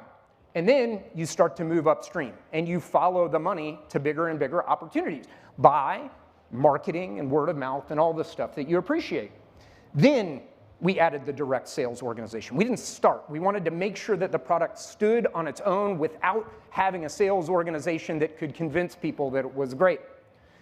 Here's the moment where we did say, but sooner or later there's going to be somebody that's coming from below. And so we launched a free version of FullStory. We didn't start with it because, again, we wanted product market fit signal by charging out of the gate. And then you start to move upstream aggressively. Now, I will tell you that one of the hardest chapters for us was jumping into the enterprise, because in every category that emerges, there's always the company that starts where we started, sort of generally product-led, but there's also the company that started enterprise sales-led. And those companies are really good at sales. And when you show up as a product-led company, you're like, hey, just try the product, you'll love it. And you go head-to-head with a team that has been selling in the enterprise over and over again, we got slaughtered for a little while. And then we started to figure out that motion. And we've closed multiple 7-figure deals at this point that use FullStory. And the idea that we could go from $199 a month to closing relatively consistently 7-figure deals was something that we always wanted to be true. The last thing I would note is once you get all of this in place and you've got a wide footprint of customers that are changing jobs and bringing their tools with them, you can start to put more things back in the channel. And that's the next chapter for us. Okay, I, G, C. Anybody want to take a guess on C? Anybody? It's culture. Of course it's culture. So here's the thing with culture that I didn't appreciate. When you're an early stage company, you care about I and you care about G, and you don't really care about C because you are just trying to figure it out. Let's go through a hypothetical exercise, because I think companies take on the best and worst attributes of their founder. Hypothetical exercise. Huge jackass starts a company. The person is just a raging jackass. Who's going to go be the second employee at Raging Jackass Co? Is it going to be somebody that is also a jackass? Perhaps. Or somebody that kowtows to a jackass. And there it's born. Your culture is starting to propagate already because of that founder. I am fortunate. This smiling group of people was the founding organization of FullStory. And so there was not one founder, there were 8 of us at the time. Now, set me aside, me with hair aside, it's hard to know whether you're an asshole or not. I hate to say it, but like it's really hard to know oneself. I can attest, though, the other 7 people were wonderful.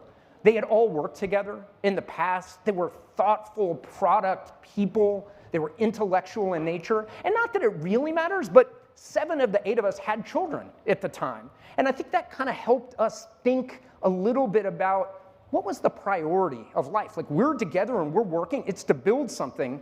It's something that will help us with our families. And we know that time away from the office is important, and that helped propagate our culture. We never even got a chance to put a word to it.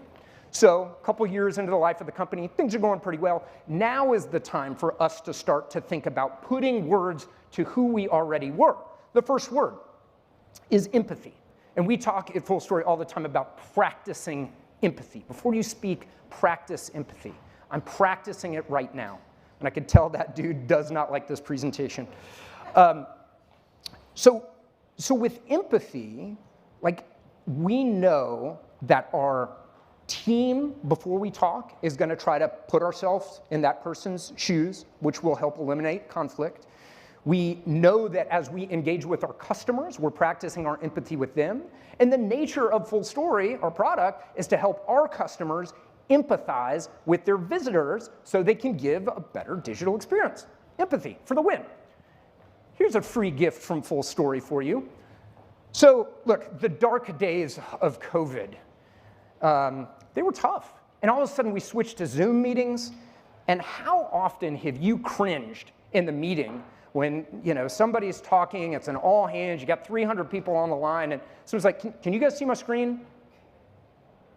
Crickets. Or somebody finishes a wonderful presentation, crickets. Our team appreciated this. And the folks at FullStory built a soundboard for Zoom, bwamp.me. And it changed everything about the empathy and feeling of our all hands meetings. Somebody was like, hey, can you guys see my screen? Yes. How about that demo? Claps, horns. The demo fails, you get the sad horn. Anyway, try it at your next meeting. I guarantee it's going to turn it up a little bit. Okay, so we talk about empathy. We have another watchword at FullStory. We talk about clarity a lot. So if you practice empathy, I know how you're feeling, then I can start to be clear. I can say, we say often, that no thorough argument, no argument should describe its thorough description. And so we're always like taking the extra time to say, are you thinking this? I'm thinking that.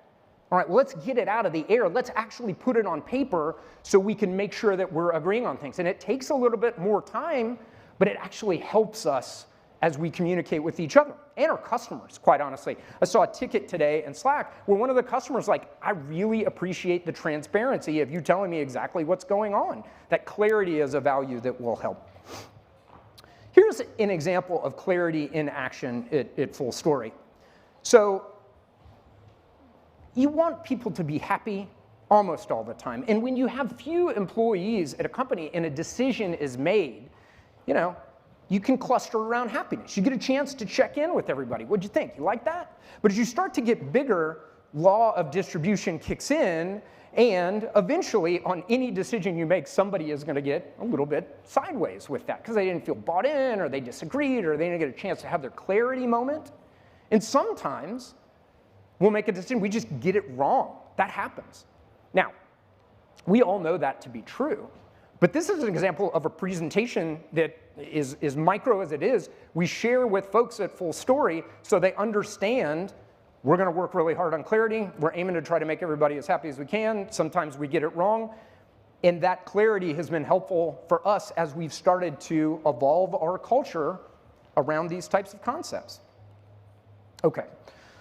So what's interesting about this equation is that the things play off of each other a little bit, right? It's not, they're isolated variables, but if you think about it, your go-to-market is a reflection of your culture in a weird way. If you're a bunch of sales folks, you're gonna want to get out there and chase the enterprise deals out of the gate, and that's gonna propagate you down a path. If you're a bunch of product people, you're gonna want to work with the flywheel or a product-led approach, knowing down the road that you're gonna go down a different path.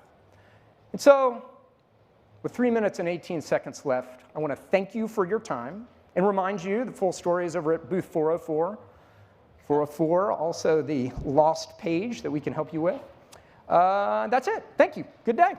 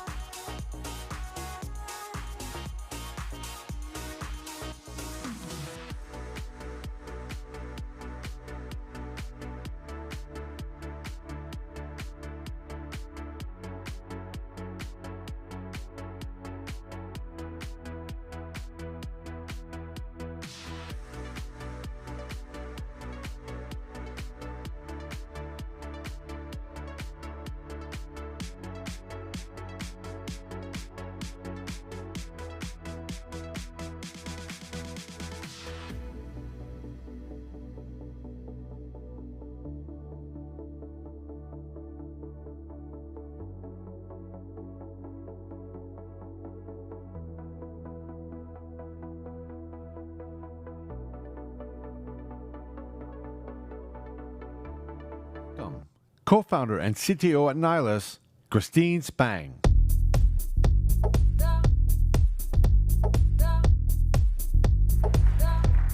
Hello, SaaStr. Good afternoon. It's amazing to be back here in person after so much time spent interacting with the world through a screen. Today we're going to talk about building and scaling great engineering teams at your startup. Before we dive into things, just a few quick words about myself. I've been in the software industry for over 15 years at this point, starting with getting into Linux and open source in high school.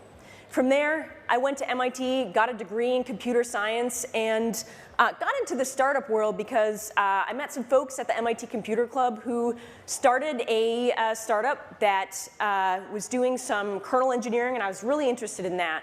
So I ended up joining that company out of college and saw the whole life cycle of a company really quickly, from building the product to scaling it to an acquisition where the company was bought by Oracle.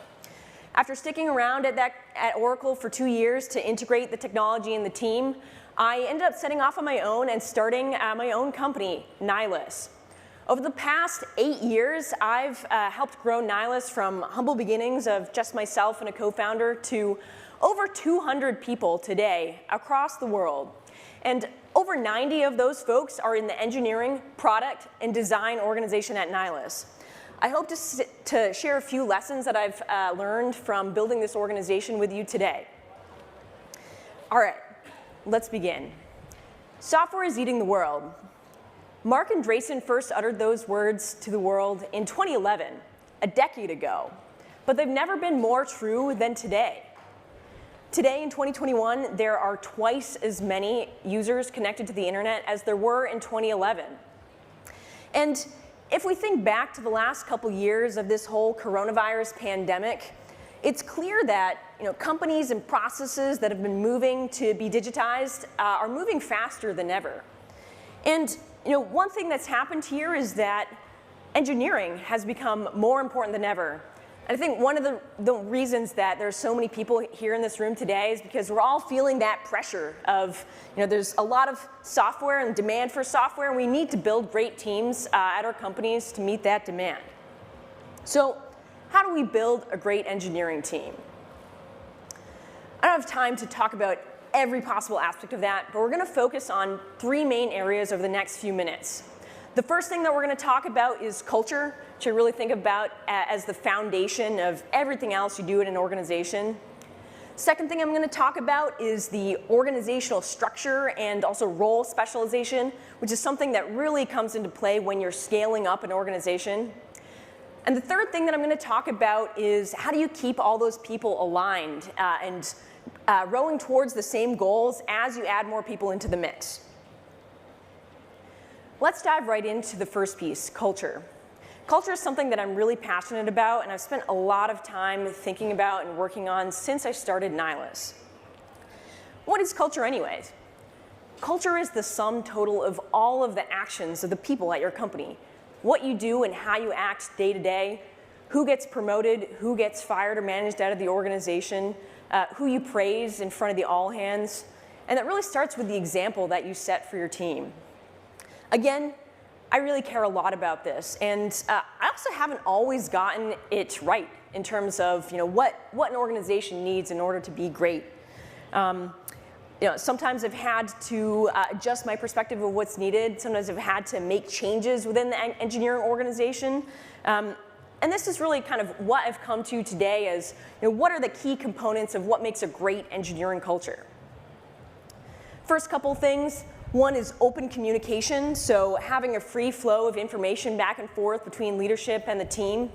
At Nylas, for example, we have a weekly meeting between the engineering leadership and managers on the team and tech leads where the leadership shares back big picture things about what's going on, things people need to be aware about, so people can have all the information that they need to make great decisions kind of at the leaf nodes. And people from the team bring up questions and updates from their team that are relevant, that need to be discussed with the group. Other pieces of this are ownership. We all join startups because we want to have a big impact. And this really comes down to not delegating just individual tasks or pieces of a problem, but entire problems for people to solve. Because you want to be able to take advantage of all the smart minds that you're bringing into a team. Psychological safety in big demand these days. That's really part of open communication, where people need to feel like they're able to ask questions that might appear dumb and take risks. Because if you want to build a great engineering team, people have to be able to try things that they're not 100% sure are going to work out. Other things that folks are looking for in this day and age, personal growth. People want to push themselves and learn and develop new skills. Collaboration, which I think is something that's really table stakes. There's that old saying, if you want to go far, go alone. If you want to go fast, go together.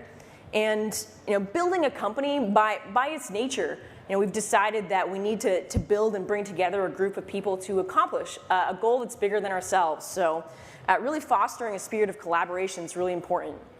And then the last one here, outcome orientation. This is really about measuring what people ship and what people contribute to the team versus kind of micromanaging and looking over people's shoulder and sort of seeing how much time they're spending at their desk.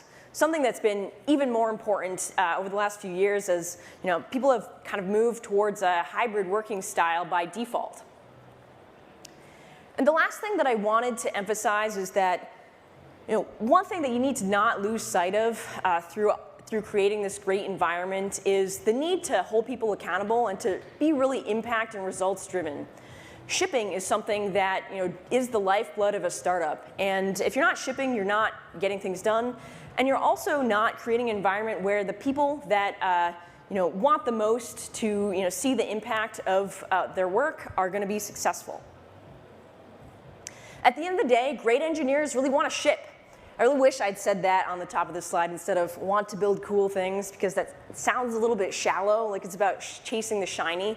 But what I really mean is, engineers are makers and builders, and they want to bring things to life and release that into the world. And so what you really want to do is build an organization that has few barriers to bringing things to life, whether that's overly heavy process or just a lack of collaboration, lack of information, or just not giving people the big meaty problems that they need to get excited about. One of the things that I hear a lot is just people being kind of worried about the fact that there's not enough great engineers out there. So I wanted to touch really quickly on hiring. I could give an entire talk on this topic, and I'm not going to dive into this in that big detail. But I wanted to say a couple quick things. One is that while necessary, competitive compensation and benefits are not the thing that is going to get someone to say yes to you. That's the thing that someone will eliminate you from consideration. But the reason that people join startups is in order to have the opportunity to have a bigger impact on the world. And also, one of the benefits of growing super quickly is that if the company's doubling in size every year, every few months, naturally more opportunities arise for people to rise up, take on bigger responsibility, and whether that's moving into management or taking on a technical leadership position or getting to architect a new system. The thing that's going to make people want to join a startup and that's growing rapidly is that opportunity for impact and growth potential. So, when reaching out to candidates, that's the thing that you should be selling. And a second piece here is, back-end roles, front-end engineer roles, mobile engineering roles. These are all a dime a dozen. You can find thousands of posts out there on the internet for these jobs. What you really need to do is, find out what's special about your team and about the mission and vision of what you're working on, and tell that story, because that's going to attract folks that are aligned with that vision and that are excited about the unique culture of your team. All right, second thing we're going to talk about is organizational structure and specialization, which again is really relevant for scaling. When you're super small or less than 20 people, you can really kind of just navigate intuitively by feel. Do things feel fast? Are we getting things done? Are we iterating and shipping? Is collaboration high bandwidth? Are we communicating well? But that doesn't last forever. Nylas has been in kind of this hyper-scaling area for a couple of years at this point, and eventually you need to adopt a team structure. The way I think about teams is that they become the abstraction that you think about for getting work done at an organization. So it's not just, Johnny's going to take on this project and get it shipped. It's like this team is working on this project, and there's people behind that team, but ultimately it's the team that's producing the output. So they need to be big enough that you can think about them without having to worry about, is Susan on vacation this week, or, did Mark get sick, things like that. But they want to be small enough that there's really high bandwidth communication and not too many connections between too many different people that all have to communicate and collaborate with each other. Another thing that I wanted to mention is that part of this sort of mindful design of the organizational structure as your team grows really affects how your engineering organization collaborates and works with other departments at the company as they grow. One example here is working with marketing, for example. A marketing organization needs to make changes to the website. They need to analyze the funnel. Maybe they need to work with the data team to pull some analytics, things like that. And one thing that you should keep in mind as you design this team structure is, when marketing needs to make a change to the website, who do they talk to? What's the process for that? How fast a turnaround can they expect? So those are things it's not just about the internal organization of the engineering department, but also kind of what are the connections between engineering and the rest of the company. Another thing I wanted to chat about is specialization in roles. When Nylas was super small, and I think this is really common with small companies, pretty much every engineer at the company identified as a full stack engineer. With a slight bent towards back-end engineering. We're a platform company, we're building infrastructure, so probably 75% of the work that we did on any given week was back-end engineering, but we had to write CSS and JavaScript things too, and so while we had folks on the team who were better at certain skills and might have been more likely to step up and take on a specific task, we didn't really classify people differently. I think that's really common. But as the company grows, you really need to start thinking about what specialized roles do you need to hire for, put out job descriptions, and bring in different sorts of engineering talent to the team.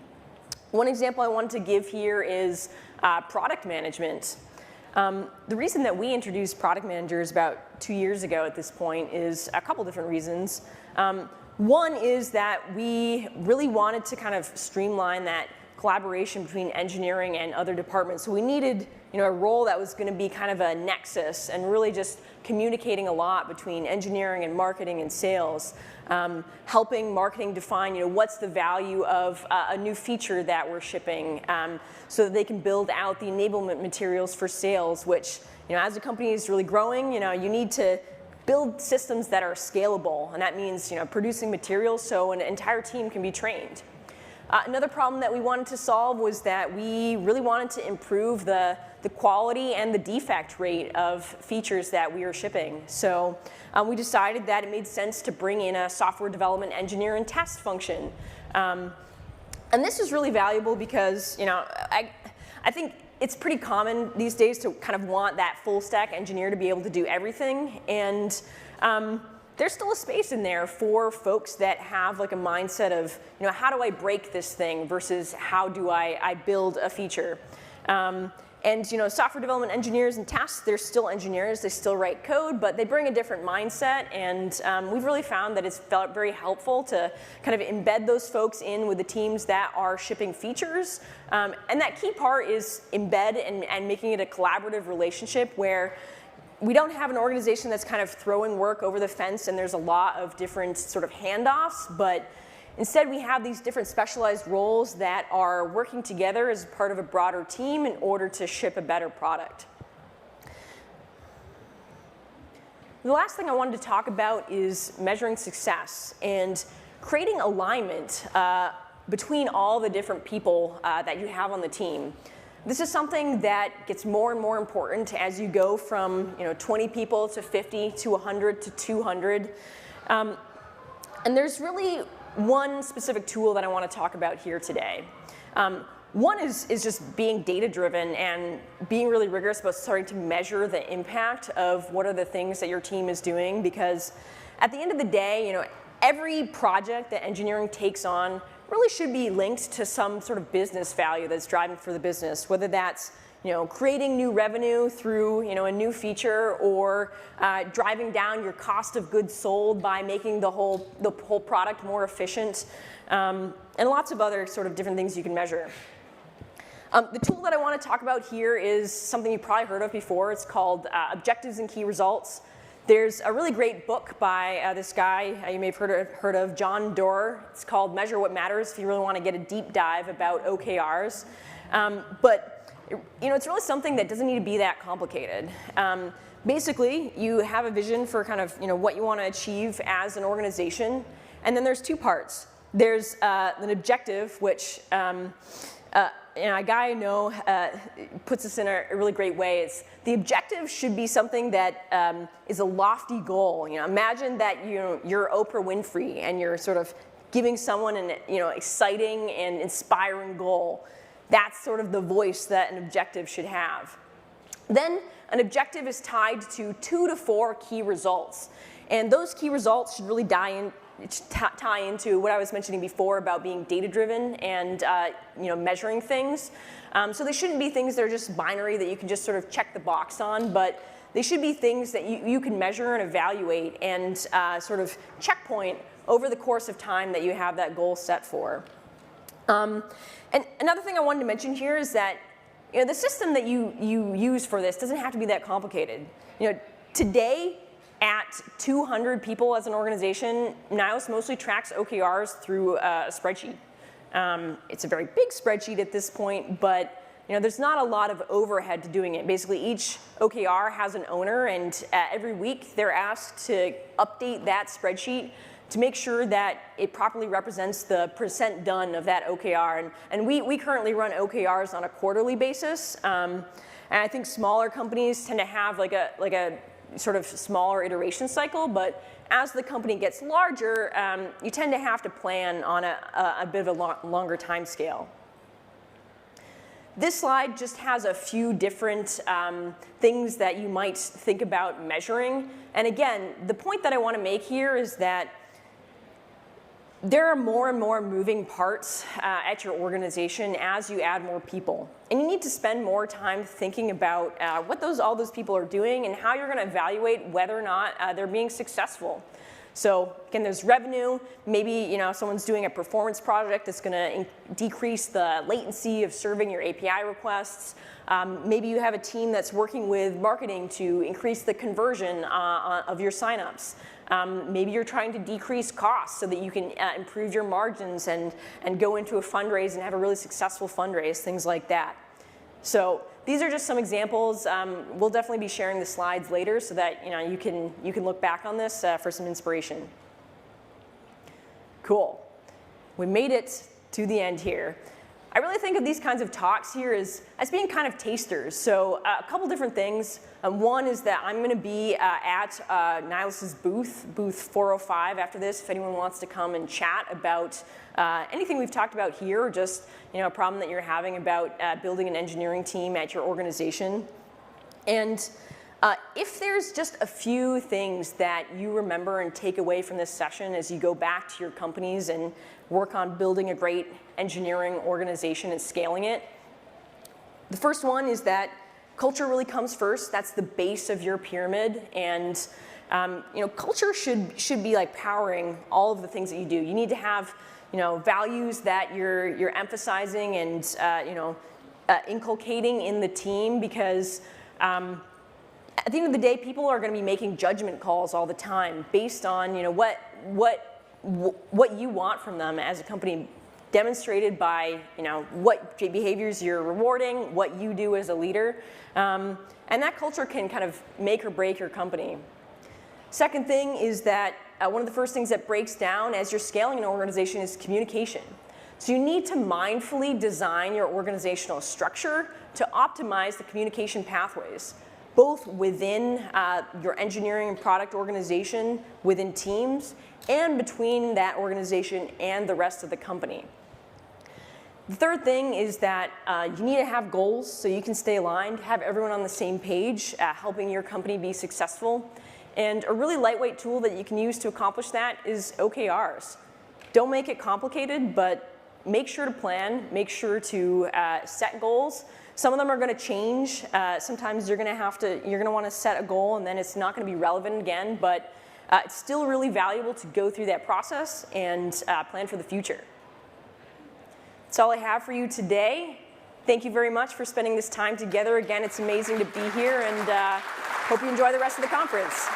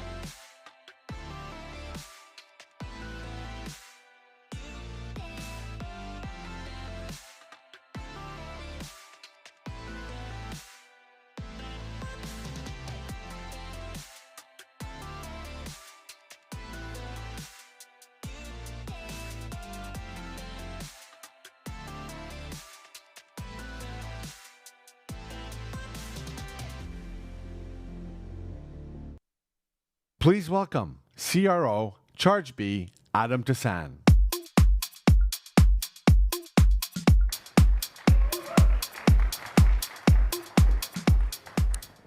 Good afternoon, everyone. Thanks for joining us.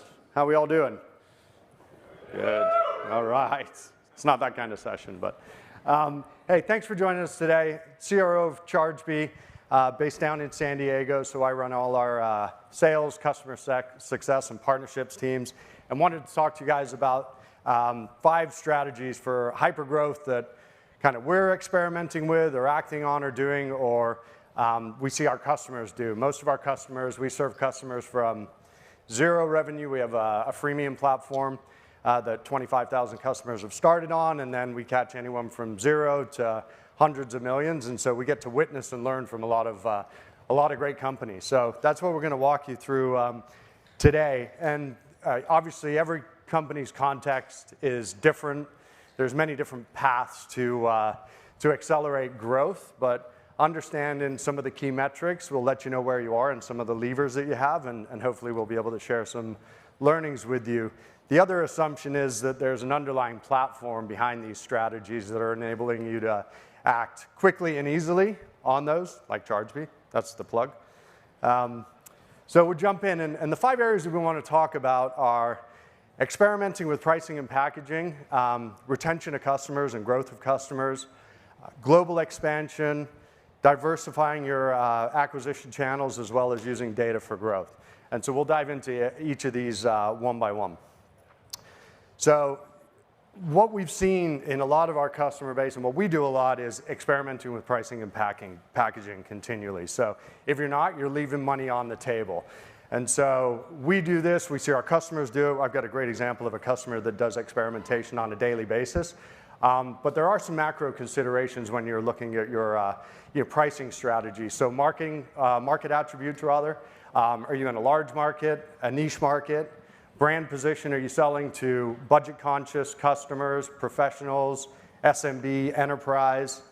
Competition, and a good one of this is to look at sites like G2, Capterra, because that'll give you some idea of the perception of value that your customers have of your offerings, and allow you to tailor the pricing and packaging that way as well. And then North Star metrics, probably one of the most critical. And they're different. We measure all of them, but there's certain ones that are more important than others. Is it ARR, logo acquisition?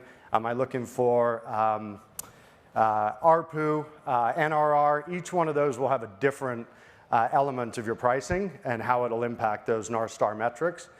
And then some key considerations for you is, how do you extract value, or what are your value levers? So an example of this is, can you optimize add-ons to facilitate upsells? And that'll fuel NRR, for example, as one of the North Star metrics. Can you defeature lower plans? Are you experimenting with tiered pricing, volume pricing, usage pricing? How are you packaging your services? Are all different elements and considerations that go into it. And then, as you're thinking about your different plans, we look at our plans all the time. Are they purchasing to the rate that we want them to be purchasing at? What's the most popular plans? Like, what's the highest growth of our plans? Why are they popular? Understanding that as well. And then the other side of the plans are our upgrade paths holding true? A lot of people have a small, medium, large, 1, 2, 3. Are people skipping 2? And why are they skipping 2? And understanding the dynamics that are happening with that kind of upgrade through your plans are all important. And so this is one of our customers, Superfoods, and these guys experiment A/B test pricing on a daily basis. They're probably one of our most prolific customers that are constantly changing their pricing. The platform allows them to do experimentations on a daily basis, and they're always A/B testing. Consumer focused, so a little bit different, that regularity, but important, and probably one of our the best examples of price experimentation that we have in our customer base. So making customers #1 priority. So great if you can get them in the boat, but you got to keep them. And so retention, churn, how do you get predictive churn for long-term strategies? Looking at leading indicators. So when the pandemic hit us, as it did all of us, one of the things that it forced us to do was get really deep in our customer base. And we had vertical segmentation, but we needed to understand sub-verticals in each of those segments. And so we built a brand new muscle into the business to understand and proactively look at how the trends in the verticals and the sub-verticals were happening, so we could proactively get in front of customers and say, we see this happening to your industry, your market, your customers, and then, you know, proactively put them on pause to prevent churn or come up with different ideas to try and help them if they were having a tough time, which a lot of companies were. And then leading indicators are also great. So one of the things that we look for a leading indicator for churn is first dollar process. So we know that our churn rate drops significantly as soon as the first dollar gets processed on our platform. And so we don't let our implementation team pass that customer over until that happens, because we've seen it. And then more recently, the other thing that we've noticed is closing out the first month cycle with our platform is a heavy lift. It's brand new. People get frustrated. They may not have seen that before. So we actually handhold them through that first month close, second month close, depending on the size of the business. But all that was looking at the patterns of where we were seeing churn happening even before they were kind of operating for a couple months. So again, leading indicators that we know are going to have an impact on our churn and retention rates. Long-term contracts. The other thing, we actually have a project internally called Project Sticky. It's apt and relevant, but what we look at is, because where ChargeBeast sits in the tech stack, we integrate with CRMs, marketing automation tools, ERPs, and what we find is there's a higher risk of churn in those that don't have integration, so we're continuously working through, and they're getting more value out of our platform if they are integrating to these other systems, because they're automating more of their workflows. So Project Sticky, that's just a continuous thing that our customer success team does, is works. Why haven't you integrated to the ERP? Is there a problem? We have native integrations that go through, and we know that that'll help us retain those customers longer. And then training. Just better usage, better experience with the product. We have a ChargeBee Academy that we put all our users through. Everyone can sign up, and we're continuously looking at the features and functions that everybody's using in the platform, both from the customer success side and the product side as well. And so this is Rise Vision. They're a digital signage company. And so using ChargeBee, one of the things that they're looking at is they're doing cohorts by when they signed on. We look at cohorts from dates, also by segment, and we can see where the fall off starts happening and start taking proactive actions against it, or at least trying to understand why. So getting into global expansion. So we're going through this motion right now and as a high growth company, and one of the things that we did was we started looking at the data that we already had.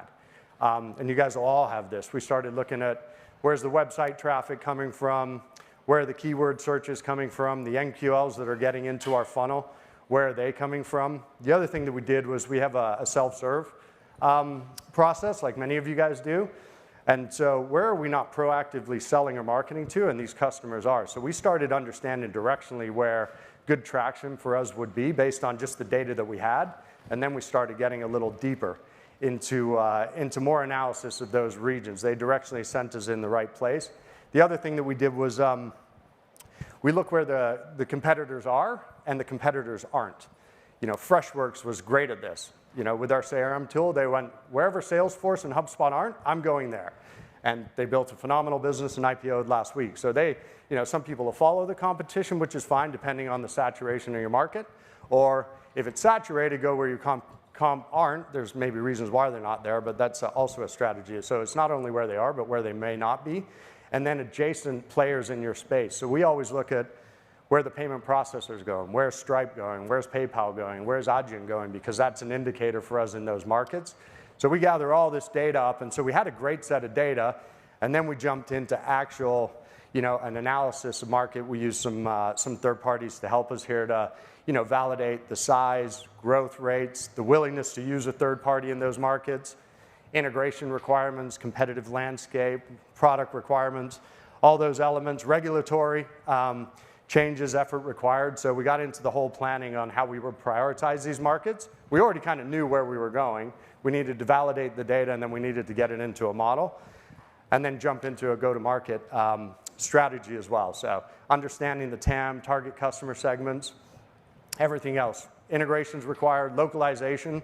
Like for us, we're probably staying away for Japan for a little bit because we'd have to code the whole platform in character-based language that we don't have today. And in our space, the other thing that came out of this analysis for us was there's so much runway in our existing markets the advice to us was don't bother going geo expansion when you've got that much effort because it'll distract you from capturing the market you're in. So that's also an element to take in. And then sales, how are you going to go there? Channel, direct, entry strategy, all different models to use as you're going to look at global expansion. And then diversifying your acquisition channels. So this was mentioned in the box presentation earlier. PLG or self-serve and enterprise, not only can coexist, but they can complement each other. And that was the message in the session earlier today with Box was, hey, that self-serve is a lead-in for us. Slack was a great example where that's actually a motion where they're following in and then they're actually expanding and put an enterprise play in there. So that's something to consider as well. They can coexist. And most of our customers I mentioned, like we have customers that are doing 1, 2 million, 50 million, 100 million. If they're on a large growth trajectory, they've started with one motion, they're inevitably introducing another motion. So if they started with enterprise, they're going to figure out how to get at the SMB with the self-serve. If they started with self-serve, ChargeBee is a great example. How do we figure out how we're going up market? But when you do that, whether it's a new segment you want to go into or you're introducing a new product line, it's important to go back to a couple models. And Mark Roberge's model, the science of scaling, is a great one to start with. You got to go back, like people think about this, oh, that's when I'm starting a company. You got to go back to this model again as you're entering new segments or introducing new products. Great start. Product market fit for my new enterprise. What do I need? There's different features, functions. The playbook's totally different, and then the GTM motion's different. So, we're a good example of all inbound sales motion up until about 2 years ago, and we introduced an outbound sales motion. Totally different playbook. We needed to retool our systems, processes, how we worked with marketing, the assets that we had, the different profiles of the reps that we were hiring to go into that enterprise space. And one of the things that we learned actually doing that is you can move the organization to, like we said, hey, we're going to go up market. And everyone, great, we're going to go up market. And then they started ignoring, different elements of our startup, which is a core part of our business and a massive part of our revenue. So finding that balance, not only operationally, but with your product as well. And product's probably the more complicated because what makes you great, especially coming from a self-serve SMB motion, is simplicity, speed, time to value getting there. They're all valued at the enterprise side, but the product just gets more complicated. And so you need to be careful that you're not overcomplicating your product or your motions operationally from a sales perspective and a marketing perspective that you're going to alienate the self-serve. So there is a balance there, and we kind of felt that kind of pushing and pulling between the two and prioritizing, but you can set it up, making sure you've got teams focused on the right things. And then growth driven by data is really the last kind of piece of the puzzle here. I mentioned at the very beginning, understanding your key metrics will let you know where you are and then what growth levers you have, right? So your strategies and goals, I'll give you an example. If you're looking to, we're measuring all metrics, and by this isn't, hey, this is the only metrics we're measuring. There's GRR, there's the SaaS quick ratio, there's the rule of 40. We're measuring all these NRR, but when we think about our strategies, one of the things that we're, really, one of our North Stars is NRR, so net revenue retention, and that's, an equation of how much of my customers are growing versus how much am I losing, and so we're kind of 145%, and a good metric is about 125%. We're great, but we're consciously thinking about that. And so one way you could, when you think about that and some of the strategies you put in place, you're going to change how you acquire customers, how you price that customer. You're not going to try and front load the customer at the very beginning because you're going to want to grow and have upsell opportunities. That's where I was talking about before. How do you optimize your plans? Like we think about optimizing our plans with add-ons. So, a customer from 0 to 3 million for us only needs certain amount of features. So, and they don't want to have to pay for features that they're not using, so we put them on the tail end. So when they're going through their growth stages, we understand exactly what they're going to need. And as we're upselling them, that's expanding our NRR. If I'm all interested in just pure ARR logo acquisition, then I'm going to change the pricing structure. How do I remove the friction, out of that, and I'm not maybe going to get if it's logo acquisition, maybe I'm leaving revenue on the front end to get that logo acquisition or market share. So each of these key metrics are going to drive, your strategies differently and what you're focused on. So understanding them is important. And then, forecasting and churn, we talked a lot about, I think, at the beginning. But essentially, if you tie your evidence back to your strategic goals, what are the 3 goals for top-line growth? Identify your goals and tie it back to data. And what is it that'll make the metrics relevant for the strategy? So if you start there, you'll be able to track the KPIs and measure progress towards goals quickly. And you're going to pivot. You're going to change constantly. Like what we were doing 2 years ago and the metrics that we were worried about are very different now. And even in subsegments of what we're thinking about, like when we're going up market to a new segment, we're thinking about different core metrics. And then when we go into new markets, we'll be thinking about changing up. It's not about ARR maybe when we're going into a new geo. We're more interested in getting logo acquisition because we get processing volume is another example. And that's it. So thank you very much for your attention. I hope it was helpful and you got some good ideas. Cheers, everyone.